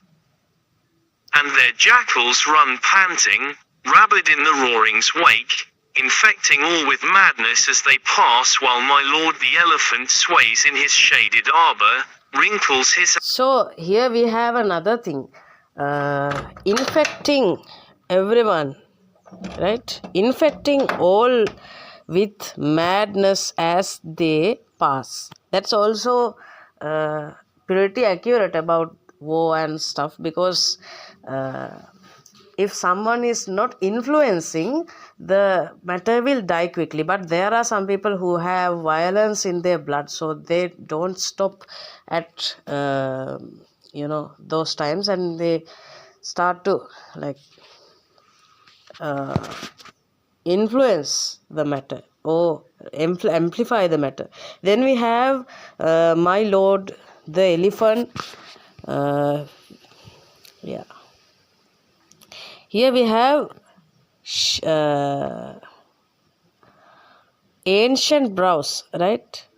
Wrinkle his ancient brows. So wrinkle spelling WRINKLES, wrinkles his ancient brows and wonders. So this part we get some visual imagery as well. And their jackals run panting, rabid in the roaring's wake, infecting all with madness as they pass, while my lord the elephant sways in his shaded arbor, wrinkles his ancient brows, and wonders if, did he venture out to quell this jungle tide of rising flame, he'd burn his tender feet. Put down that gun. If you do, and you're good, I'll draw a picture of an elephant. A curious beast that you must understand. Don't look out the window.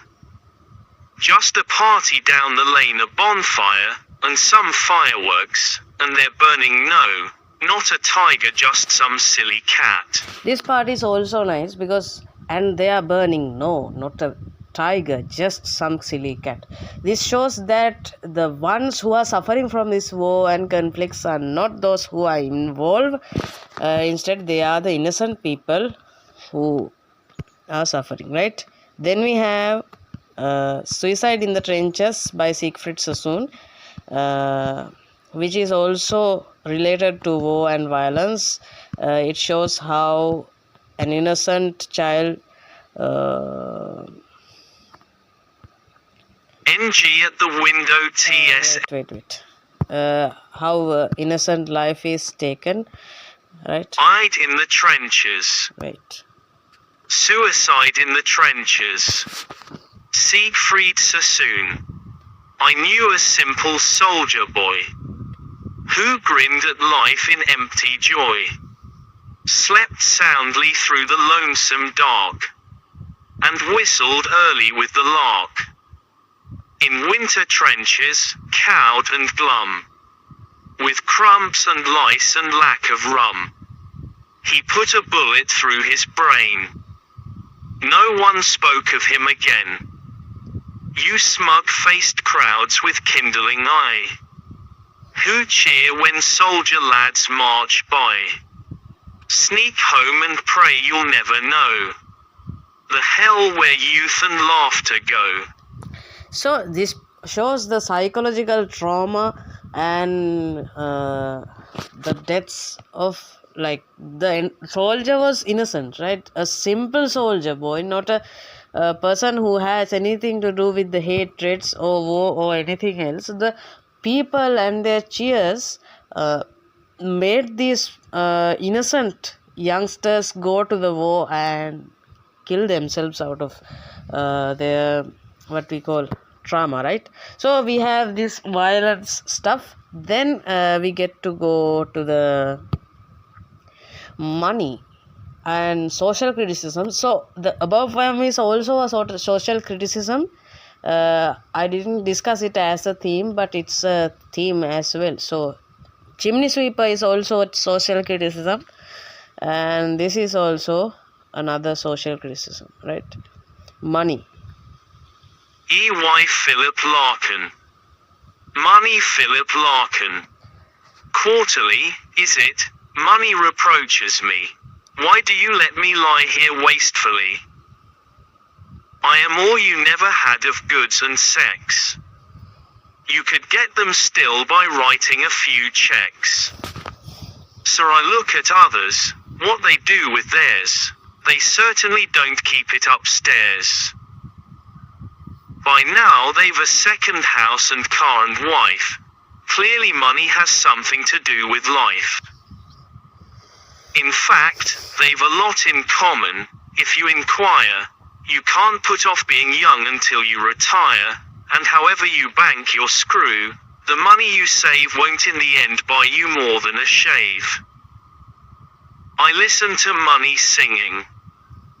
It's like looking down from long French windows at a provincial town, the slums, the canal, the church is ornate and mad in the evening sun. It is intensely sad. 20. Right. So, this part shows what? First, the quotations that you must remember are, why do you let me lie here wastefully? Right? Why do you let me lie here wastefully is a dialogue from money, is a personification, and the fact that these people keep their money upstairs, keep their money saved for no reason, right? They don't get to use it, and they certainly don't let anyone else use it. Something is wrong with me. So I look at others, what they do with theirs, right? They certainly don't keep them upstairs. Where do they keep them? Either they use it or just hide them somewhere else, right? So clearly money has something to do with life is another nice quotation if you can use it, right? So it shows how people's life and their fate is dependent on the money, and the poet criticizes the society for being so dependent on money, right? That's also a fact. So then we have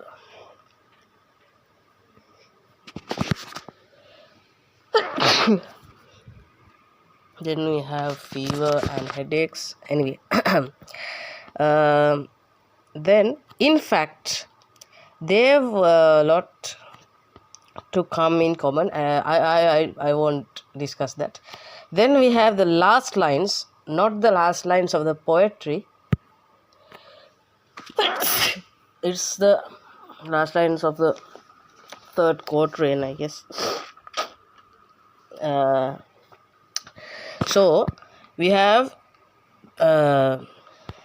this particular saying that the poet is saying, right? The money you save won't in the end buy you more than a shave, right? So what is a shave? When a person dies or something, they get shaved, right? They get shaved. So this shave here means that the shave before death. So the money won't buy you more than a shave here means before your death you will get clean up. That clean up is the only thing that your money that you earned your whole life and saved your whole life will get you. That's the point, right? Then we have the last lines. I listen to last quatrain. I listen to money sing, right? So here what kind of a singing is that? We get the visual imagery of it's like looking down from a long French window at a provincial town. Yeah, this part is a nice visual imagery. We get a visual imagery of a provincial town from a long French window if we have seen them. Anyway, so the examiner doesn't ask that if you have seen them or not, so that doesn't matter. Right? In the evening sun, it's intensely sad. That part should be connected with the above part where we see I hear money, what? Sing, right? So in the evening it is intensely sad. What does it mean?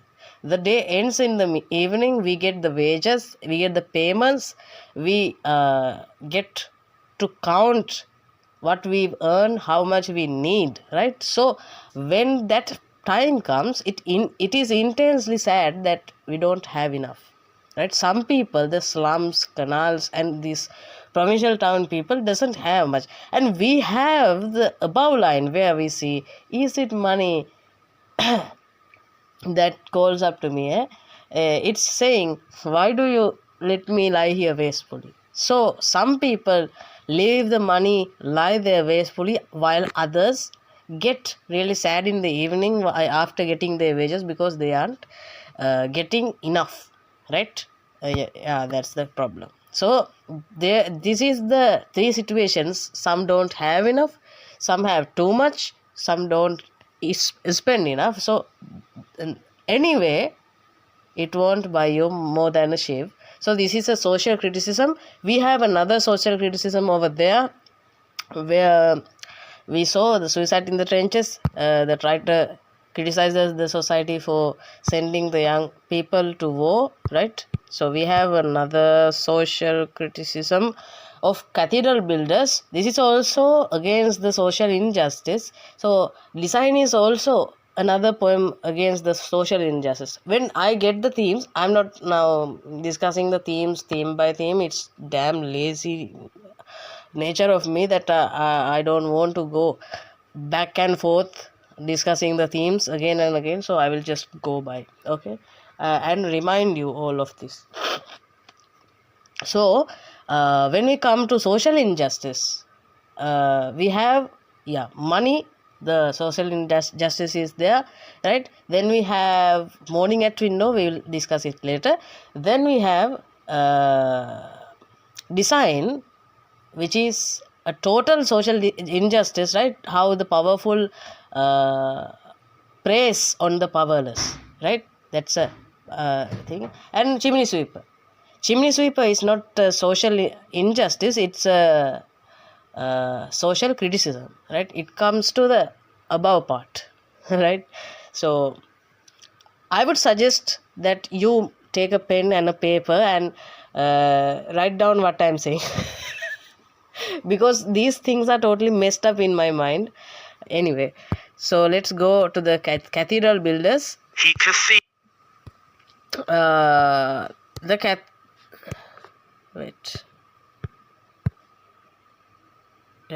Right.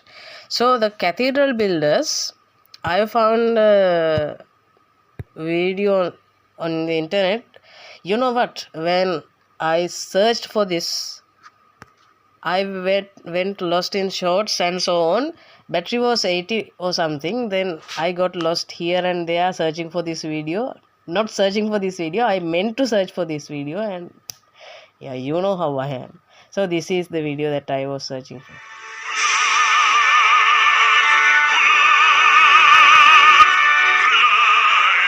Cathedral Builders by John Ormond. They climbed on sketchy ladders towards God, with winch and pulley hoister hewn rock into heaven, inhabited sky with hammers, defied gravity, deified stone, took up God's house to meet him, and came down to their suppers and small beer. Every night slept, lay with their smelly wives, quarrelled and cuffed the children, lied, spat, sang, were happy or unhappy, and every day took to the ladders again, impeded the rights of way of another summer's swallows, grew greyer, shakier, became less inclined to fix a neighbour's roof of a fine evening, saw knaves sprout arches, clear stories soar, cursed the loud fancy glaziers for their luck, somehow escaped the plague, got rheumatism, decided it was time to give up. To leave the spire to others, stood in the crowd, well back from the vestments at the consecration, envied the fat bishop his warm boots, cocked up a squint eye and said, I bloody did that. Alright, so this was the video that I was searching for. Anyway, the pronunciation of the video will confuse you a bit, I know. And I'm not good at reading poems either, but I'll try. Okay, so yeah, it took more minutes than I would take, right? Anyway, so here we have, they climbed on sketchy ladders towards God. This part, please remember it, on sketchy ladders towards God, right? Towards whom? God. Why I am saying to remember this? Because in the end we have that who are the people who are inside the cathedral? The bishops, right? The priests and so on. And who donates to the church and who gets the benefits from the church and the blessings? Yeah, the wealthy people. So, but who built it? These people who climbed on sketchy ladders towards God, right? These were the people who went towards God and invited him to be in church. That's the fact, right? So it is a metaphorical, towards God is a metaphorical praise, but it has the meaning, right? If the church wasn't built, if they refused to work, would the wealthy people and the bishops gather to work over there? No. So they were the people who invited God over there, right? Anyway, right,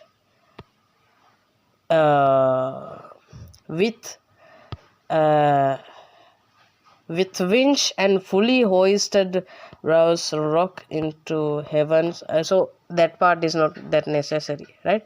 Then we have took up to God's house to meet him, right? Took up to God's house to meet him and came down to their suppers. What is this suppers? What is the suppers meaning? So supper means the Sandhya Bhojana according to the dictionary, and Rakam, dinner, right? That's what the dictionary says, I don't know, right? So there are no similar translations shown over here, right, except for dinner. So came down to their suppers, right, for their dinners, right? They went to God's house, took up to God's house to meet him, and came down to their suppers, right? So the spirituality is there. How? And smell beer. Now after dinner, what they take? Beer, right? So they are the working class people always have this stuff. It's a normal case in their case, right? Smell beer. Every night slept, lay with their smelly wives. Quarreled means fighted, right? QUARRELLED,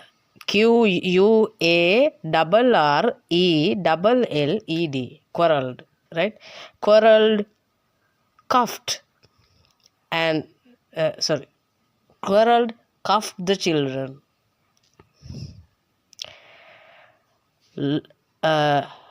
Lied, spat, sang, were happy or unhappy. Remember this line. Lied, spat, sang, were happy or unhappy. Right? Very simple. Right? No complexity. No business deals, no plottings, no plannings, no future preferments, right? Nothing. Simple. See, every night slept, lay with their smelly wives, quarrelled and cuffed. Cuffed spelling cuffed. Cuffed the children. So what is the meaning of cuff here? You are a person who needs to know everything. So I know you will ask this, right? Cuff here means pahara deno, right? Beat, right?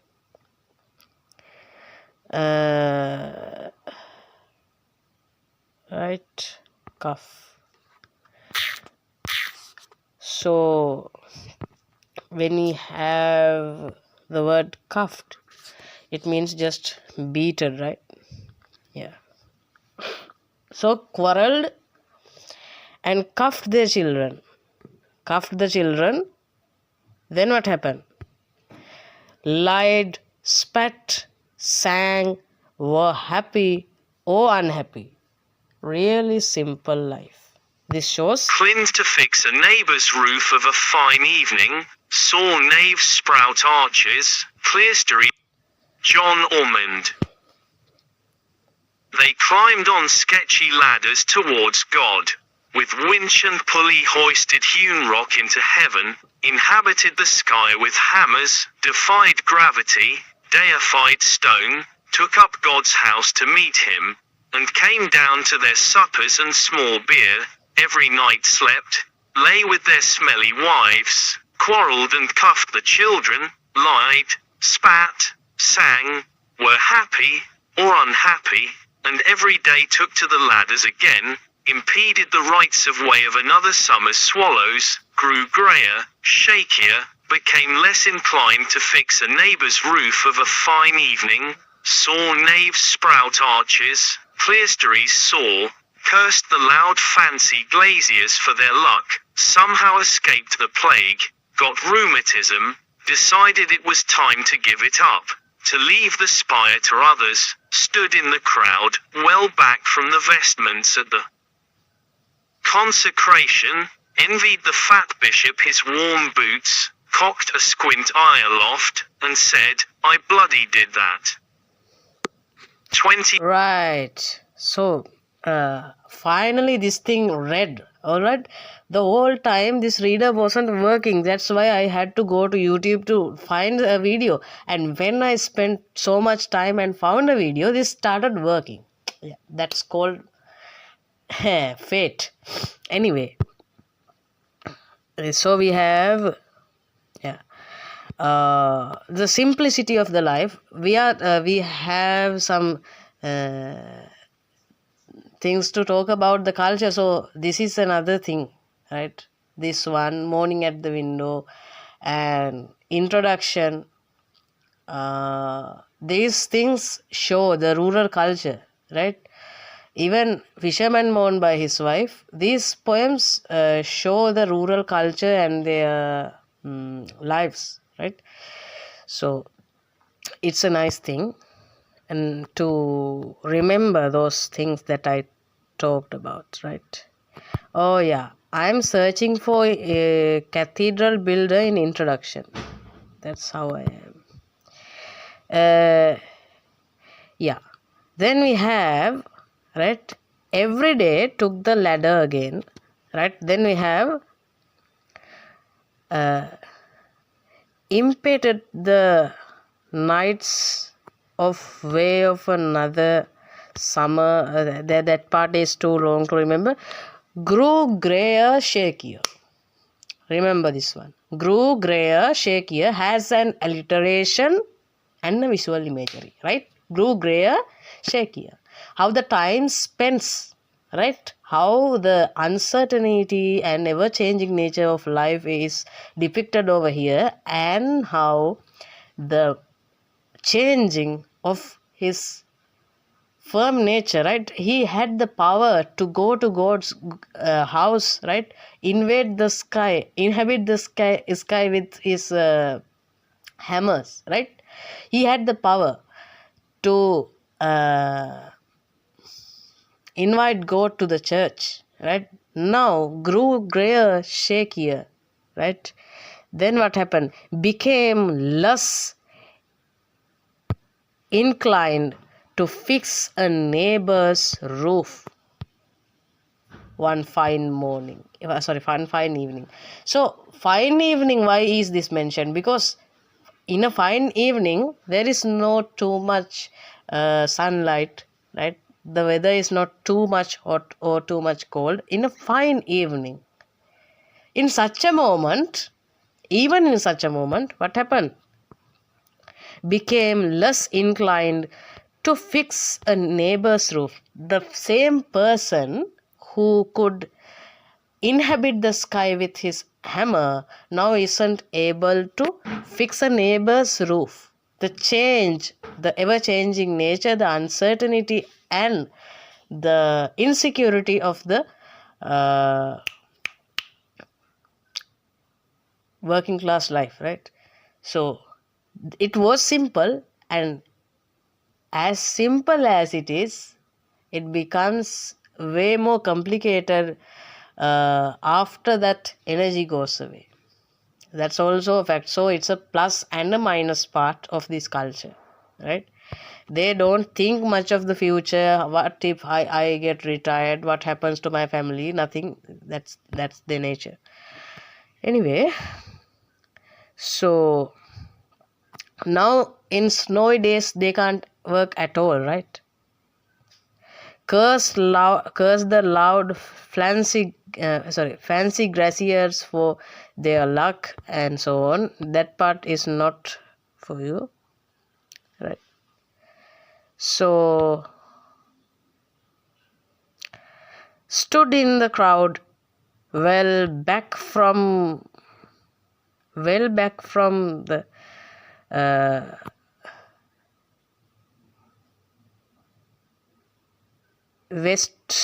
vestments at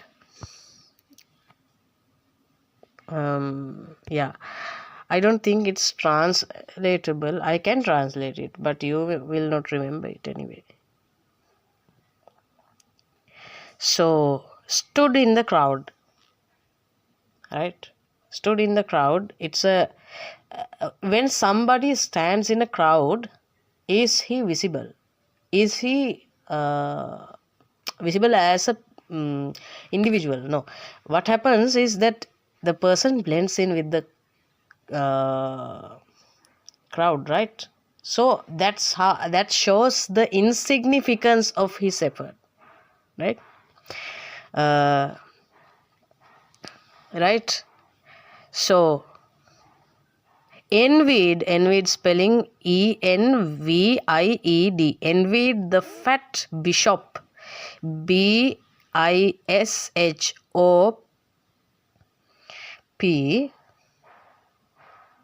envied the fat bishop his warm boots. Then what happened? So this part is shown that the ones who are getting the privileges of their labor, right? Where is a bishop? Usually in the cathedral, right? So their place is made by this person who gets a small amount of money, right? But the person who is inside that thing, who hasn't done much of the stuff, right? Who isn't a priest, who hasn't done much work for this, is getting the leverages. He has the warm boots, he has the bishophood, right? The respect. He is standing among the crowd, right? So this dude stood in the crowd and envied. What can he do about it? Nothing. So he said, I bloody did that.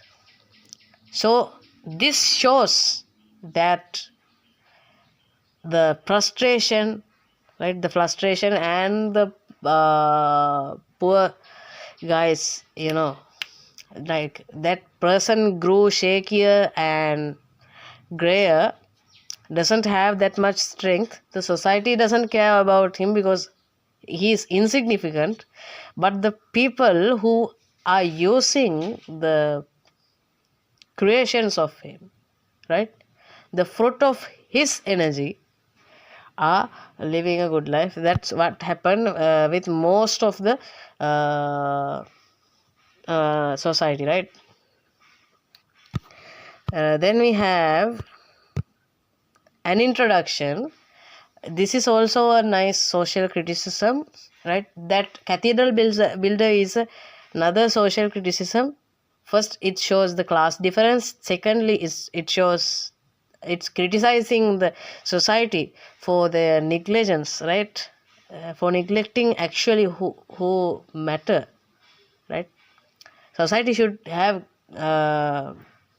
at least paid some attention for these guys. At least they should get the retirement or something. Yeah, like every work has a value, right? But they are getting insignificant. Anyway, so another social criticism is here in an introduction. I will try to let you see the whole poem, but time. A Das. An introduction. Kamala Das. I don't know politics, but I know the names of those in power, and can repeat them like days of week, or names of months, beginning with Nehru. I am Indian, very brown, born in Malabar, I speak 3 languages, write in 2, dream in 1. Yeah. So this part you should remember. I speak 3 languages, write in 2, dream in 1. How about you? You speak 3 languages, write in 2, dream in all 3. Anyway, what is the point over here? The knowledge of this person, right? The knowledge of this person is highlighted here. And later we have that, yeah. So a uniqueness to her identity is created over here. I am Indian, very brown, born in Malabar, I speak 3 languages, write in 2, dream in 1. Don't write in English, they said, English is not your mother tongue. Why not leave me alone, critics, friends, visiting cousins, every one of you. So here we have, why not leave me alone, critics, friends, and so on. So this part shows what the irritation and the, yeah, it's basically she's annoyed, right? So the what do you call it, right? The disturbance, it's a disturbance, right? So the longing for freedom and the longing for be like anyway. So it shouldn't be described like this, but this part, leave me alone, shows her irritation and so on. Why not let me speak in any language I like? Yeah, see, so this part, please remember that part. It's a nice quotation for any essay question. Why not let me speak any language, right? Why not let me speak in any language I like? Yeah, speaking a language is up to you, right? Your language, your religion, your culture, your clothes, your life, it's yours. No one must interfere with that. That's the human freedom. So first here she is asking for freedom. Secondly, she is criticizing the society for criticizing her. Like, why would someone question which language do they speak, right? Anyway. Why not let me speak in any language I like? The language I speak becomes mine, its distortions, its queerness is all mine, mine alone. So, the language I speak is mine. Yeah, that's a fact. So the identity, here we have an identity crisis. She has an idea of who she is and she wants the society to accept her for who she is, right? It is half English, half Indian, funny perhaps, but it is honest. It is as human as I am human, don't you see? It voices my joys, my longings, my hopes, and it is useful to me as cawing is to crows or roaring to the lions. It is human speech, the speech of the mind that is here and not there, a mind that sees and hears and is aware. Not Right. So we have this one, right? This is also. It is useful to me as crowing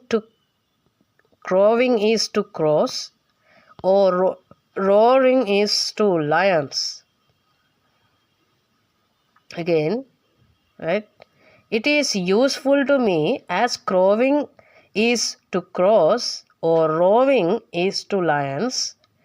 It is human speech, right? So she parallelizes, right? Compares her speech to the animal sounds because it's the same. They use theirs for expressing their ideas and she use hers for expressing their ideas, so it's the same. So she asks the society to leave her alone and let the speech be, right?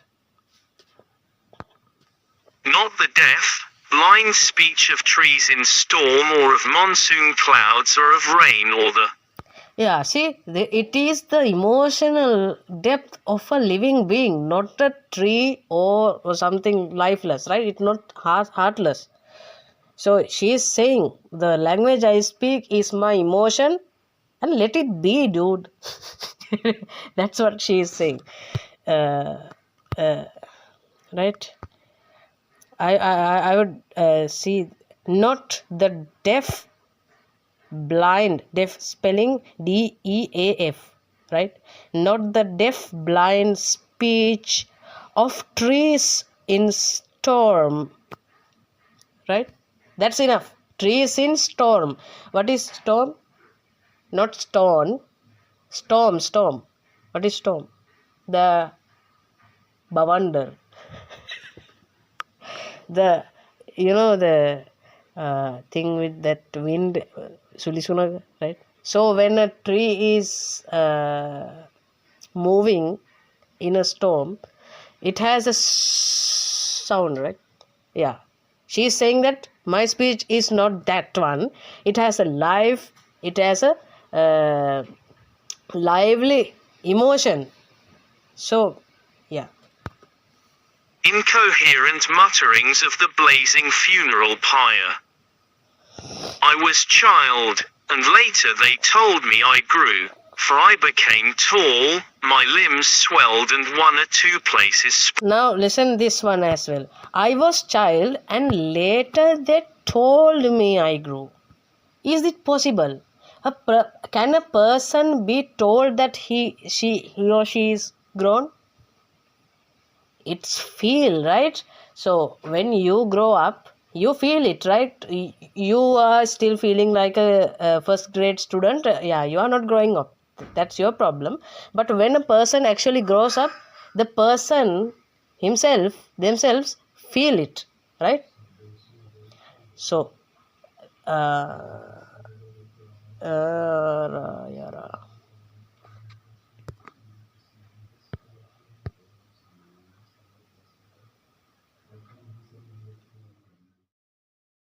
So then we have this quotation to remember, right?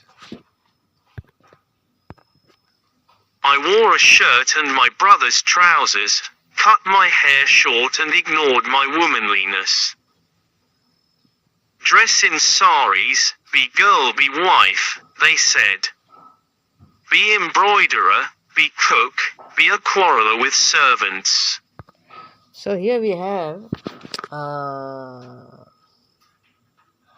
a chance, right? We have the quotation starting with, then I wore a shirt, right? Who wears shirt? You wear a shirt. Anyway, I wore a shirt and my brother's trousers, cut my hair short and ignored my womanlyhood, right? Womanliness. Why did she do that? Why did she do that? Because of the pressure. We see that here, right? Because we see the phrase here,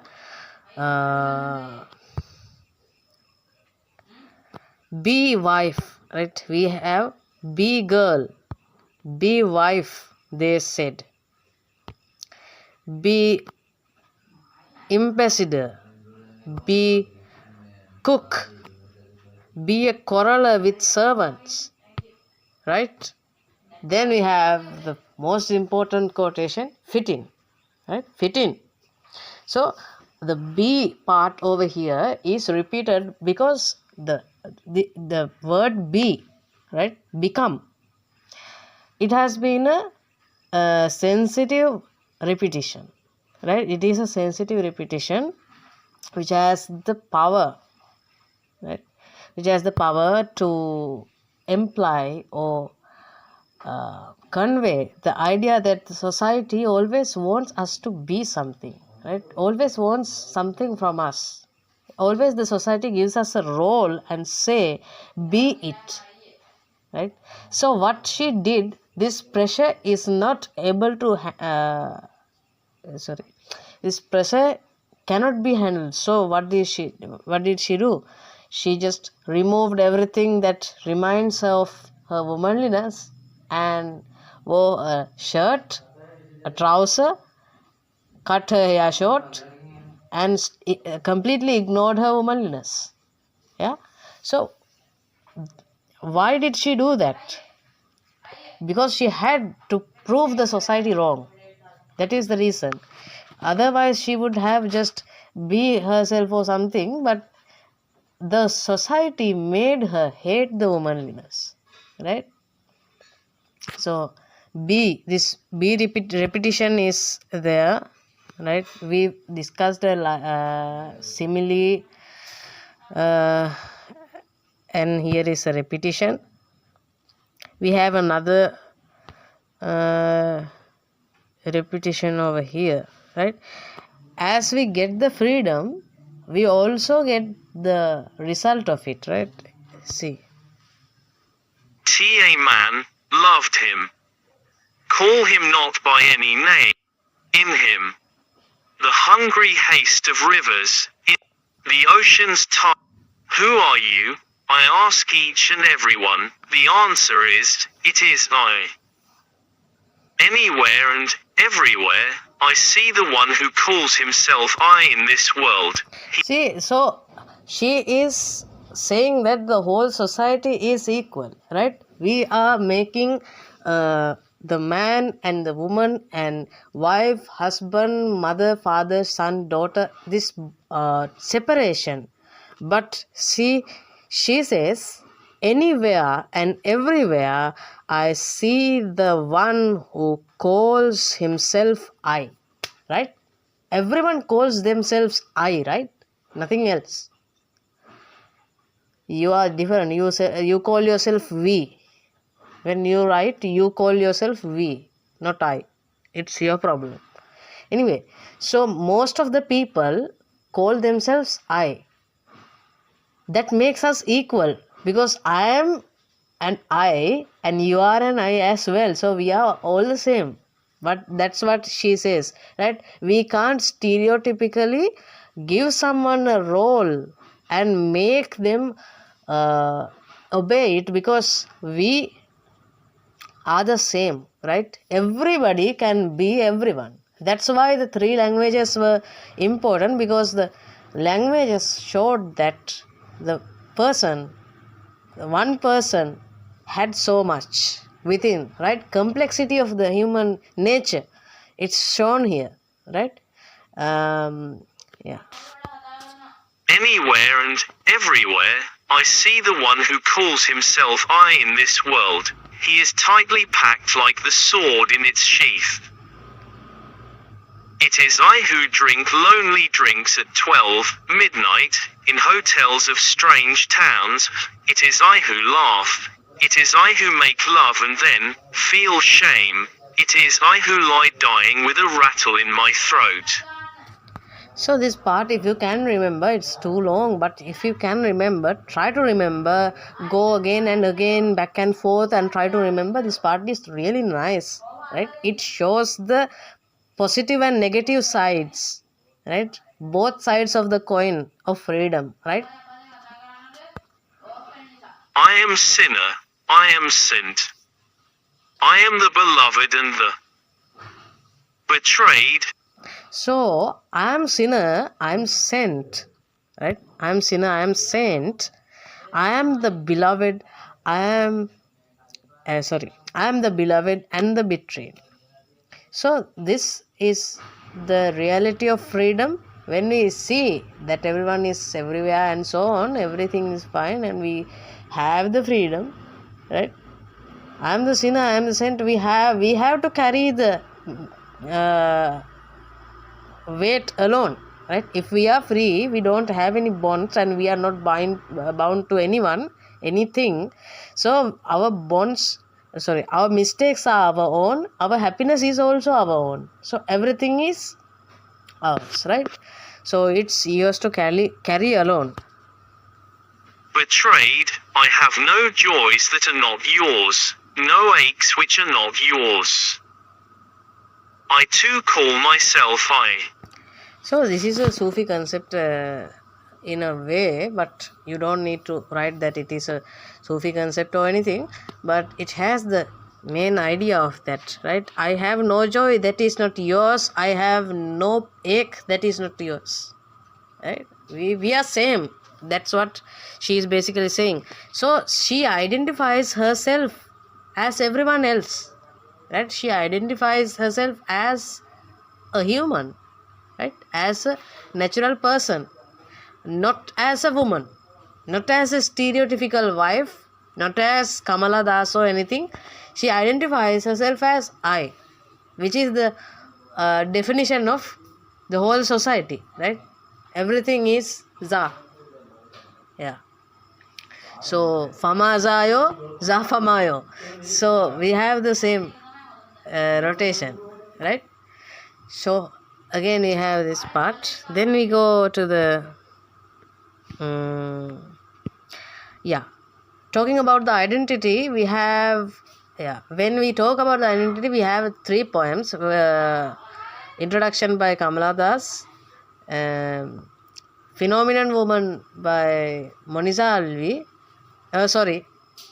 Angelou, and Unknown Girl by Moniza Alvi. So let's go and see Unknown Girl.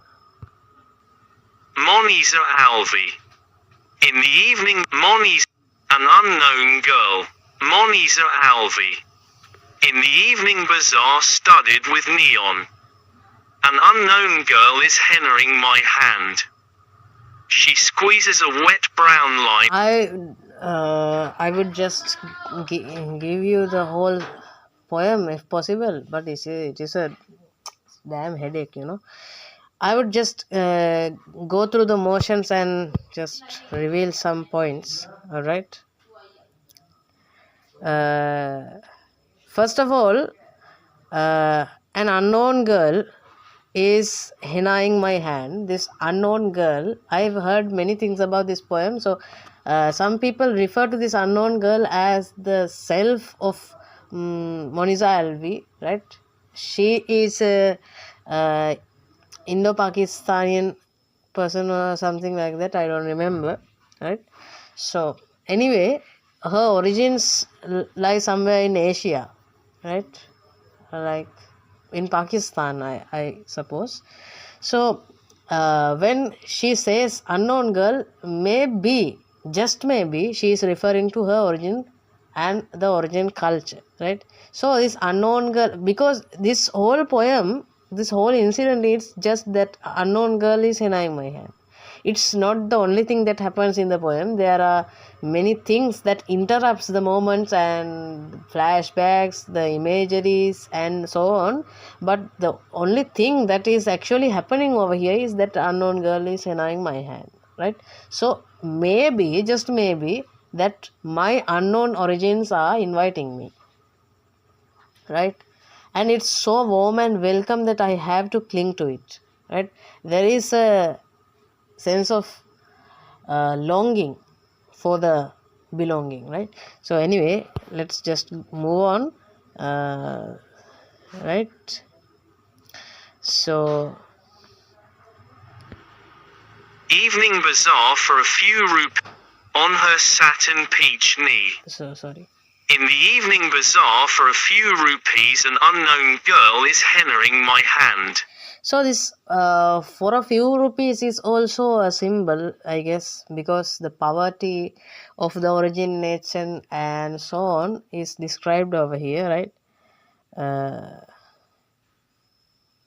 Then we have this. In the evening bazaar, as a little air catches my shadow-stitched kameez, a peacock spreads its lines across my palm. So it's not actually read this way. It's a reader's problem, right? As a little air catches my... So that's how it goes, right? As a little air catches my shadow-stitched kameez, then we have the pause. A peacock spreads its lines across my palm. So that's how it's read, not as pausing as I am reading, right? As a little air catches my shadow-stitched kameez, a peacock spreads its lines across my palm. So that's how it is, right? So you have to remember this part. A peacock spreads its lines across my palm, right? This it's a personification. This peacock actually doesn't exist. It's just the henna pattern, okay? So don't imagine like an actual peacock is standing on her palm or something. So anyway, that's what happens, right? So it's a personification. Another personification is here. Flowers leave the street. What the hell? Flowers leave the street. My shadow-stitched colors leave the street. Float up in balloons. So colors leave the street is also a personification. This doesn't mean that some pastels are going through the street or something that dramatic. It's just saying that when the evening light is coming, right, the sunset light, we know that orangey, reddy, something like that. That thing when comes, the colors of the street turn into that color instead of the original colors, right? You know, when animes are drawn, we see that the evening scenes always has the same type of colors, no matter how colorful the city was in the daylight, right? Yeah, that's what it's saying. So it's a visual imagery and a personification, right? Then we have some of this stuff, right? I hope this goes well. No, the reader is not going well. Their Western perm. Banners for Miss India 1993. For curtain cloth. And sofa cloth. Canopy me. So that's also nice, right? It also shows how the culture is represented, and as well these banners are used as canopies and curtain clothes, so their poverty is also represented here. Then we have this. I'm clinging to these firm 24. I am clinging to these firm peacock lines like people who cling to the sides of a train. This is also a nice quotation. Please try to remember it. I am clinging to these firm peacock lines like people who cling to the sides of a train. Right? So it's a nice way to put it. Right? We get a nice visual imagery, and we have a simile over here. We have the imagery of like people clinging to a train, right, to a side of train. So where do these sides of train exist? First of all, yeah, like in India, Pakistan, and so on countries, right? So it also refers to the nations a bit, right? So yeah.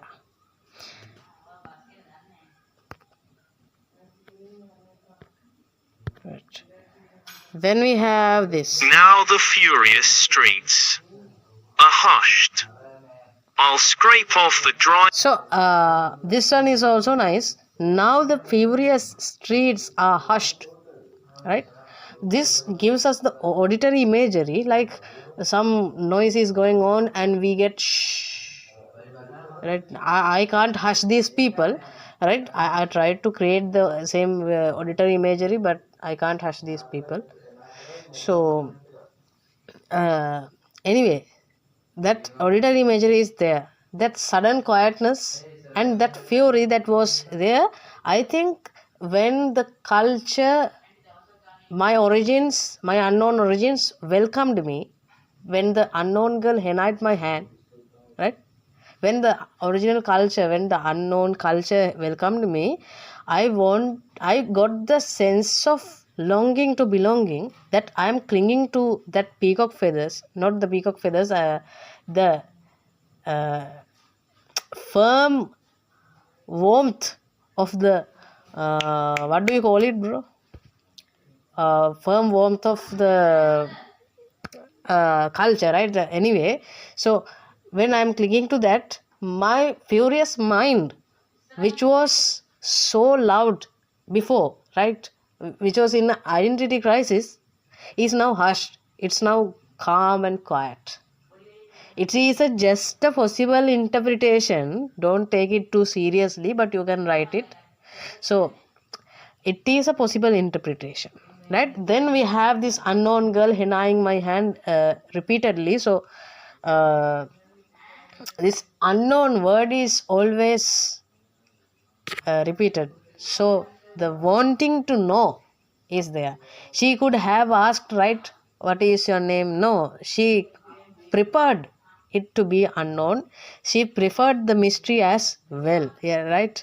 Because she doesn't have the answer yet. She herself doesn't have the answer, so she preferred the mystery inside the poem as well. I'm just guessing, okay? It's not an actual interpretation. I'm not a literarian or something, right? So this last part, if you can remember. When India appears, it will fade in a week.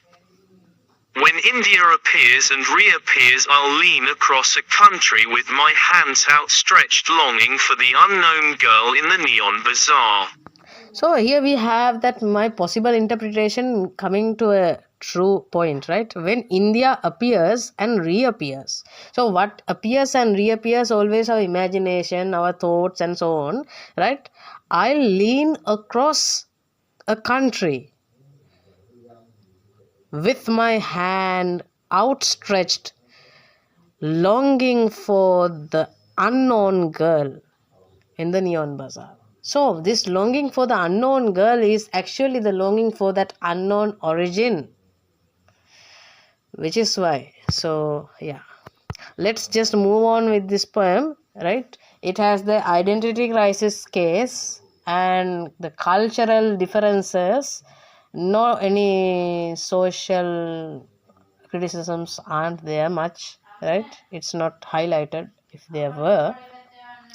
So it's a normal poem, right? Then we have Maya Angelou. Phenomenal woman. Maya Angelou.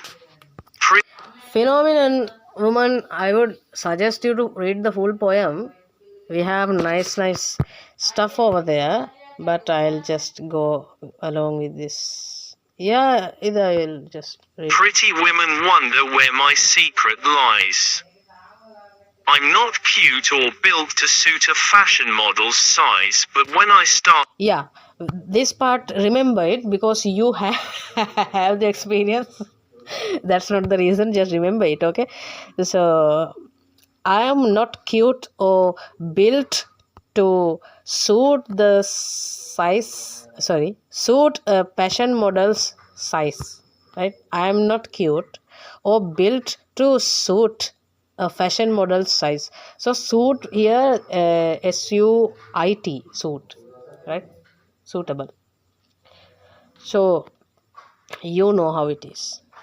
I'm not cute or built to suit a fashion model's size, but when I start to tell them, they think I'm telling lies. I say, it's in the reach of my arms, the span of my hips, the stride of my step, the curl of my lips. So these parts are really nice. Remember these parts if you can. It's in the reach of my it's in the reach of my arms, right? It's in the reach of my arms, the span of my hips, the stride of my steps, the curl of my lips. Yeah, that has a melodious tone. I just don't have the power to read it that way, right? I am a woman, phenomenal woman. That's me. Yeah, I walk into a room just as cool as you please, and and to a man, right? I walk into a room just as cool as you please, and to a man. The fellow stands or fell down on their knee, then they swarm around me like a hive of honeybees. So hive, HIVE, hive, okay? I say, it's the fire in my eyes and the flash of my teeth, and the flash of my teeth, the swing in my waist and the joy in my feet. So joy in my feet is nice because I have joy in my feet. I'm not chasing joy. Joy is chasing me. It's in my feet. It comes with me everywhere where I go, right? It's in the fire, right? It's the fire in my eyes. So fire in eyes, it's not meaning that she has a fever, her eyes are on fire. That's not the right. The fire in my eyes here symbolizes the determination, okay? So, and the vision, maybe, right? When our eyes lit up, we have a nice vision or something like that. That's the symbol. It's the fire in my eyes and the flash of my teeth. The flash of my teeth gives a visual imagery of a cartoon character. Remember? Might Guy. Anyway, it's an anime character. So the flash of my teeth, right? It's in the fire. It's the fire in my eyes. Yeah, that's also Might Guy. You get the visual imagery of that person. Don't remember it that way anyway. So it's the fire in my eyes and the flash of my teeth, the swing in my waist and the joy in my feet. I am a woman, phenomenal woman. That's me. Yeah, I read it like actually how it should be read, okay? Men themselves wonder what they see in me. They try so much but they can't touch my inner mystery. When I try to show them, they say they still can't see. I say, it's in the arch of my back, the sun of my smile, the ride of my breasts, the grace of my style. I'm a woman, phenomenal woman. That's me. Now you understand just why my head is not bowed. I don't shout or jump about or have to talk real loud. When you see me passing, it ought to make you proud. I say, it's in the click of my heels, the bend of my hair, the palm of my hand, the need of my care. 'Cause I'm a woman, phenomenal woman. That's me. So you can replay this and remember whenever you want, whatever you want. It's up to you. I'm not going to explain further, right? Because you have the ability to analyze. If you don't have, quit literature, go somewhere else, right? So we have completed this one as well, right? Fisherman mourned by his wife was completed long ago, right? So some things I should discuss. I told you I would discuss and I didn't. Yeah, because that's myself, right? Knew that being dead, you are beyond detection and so on. No, I think it's not that much needed. Those parts are hard to remember as well, right?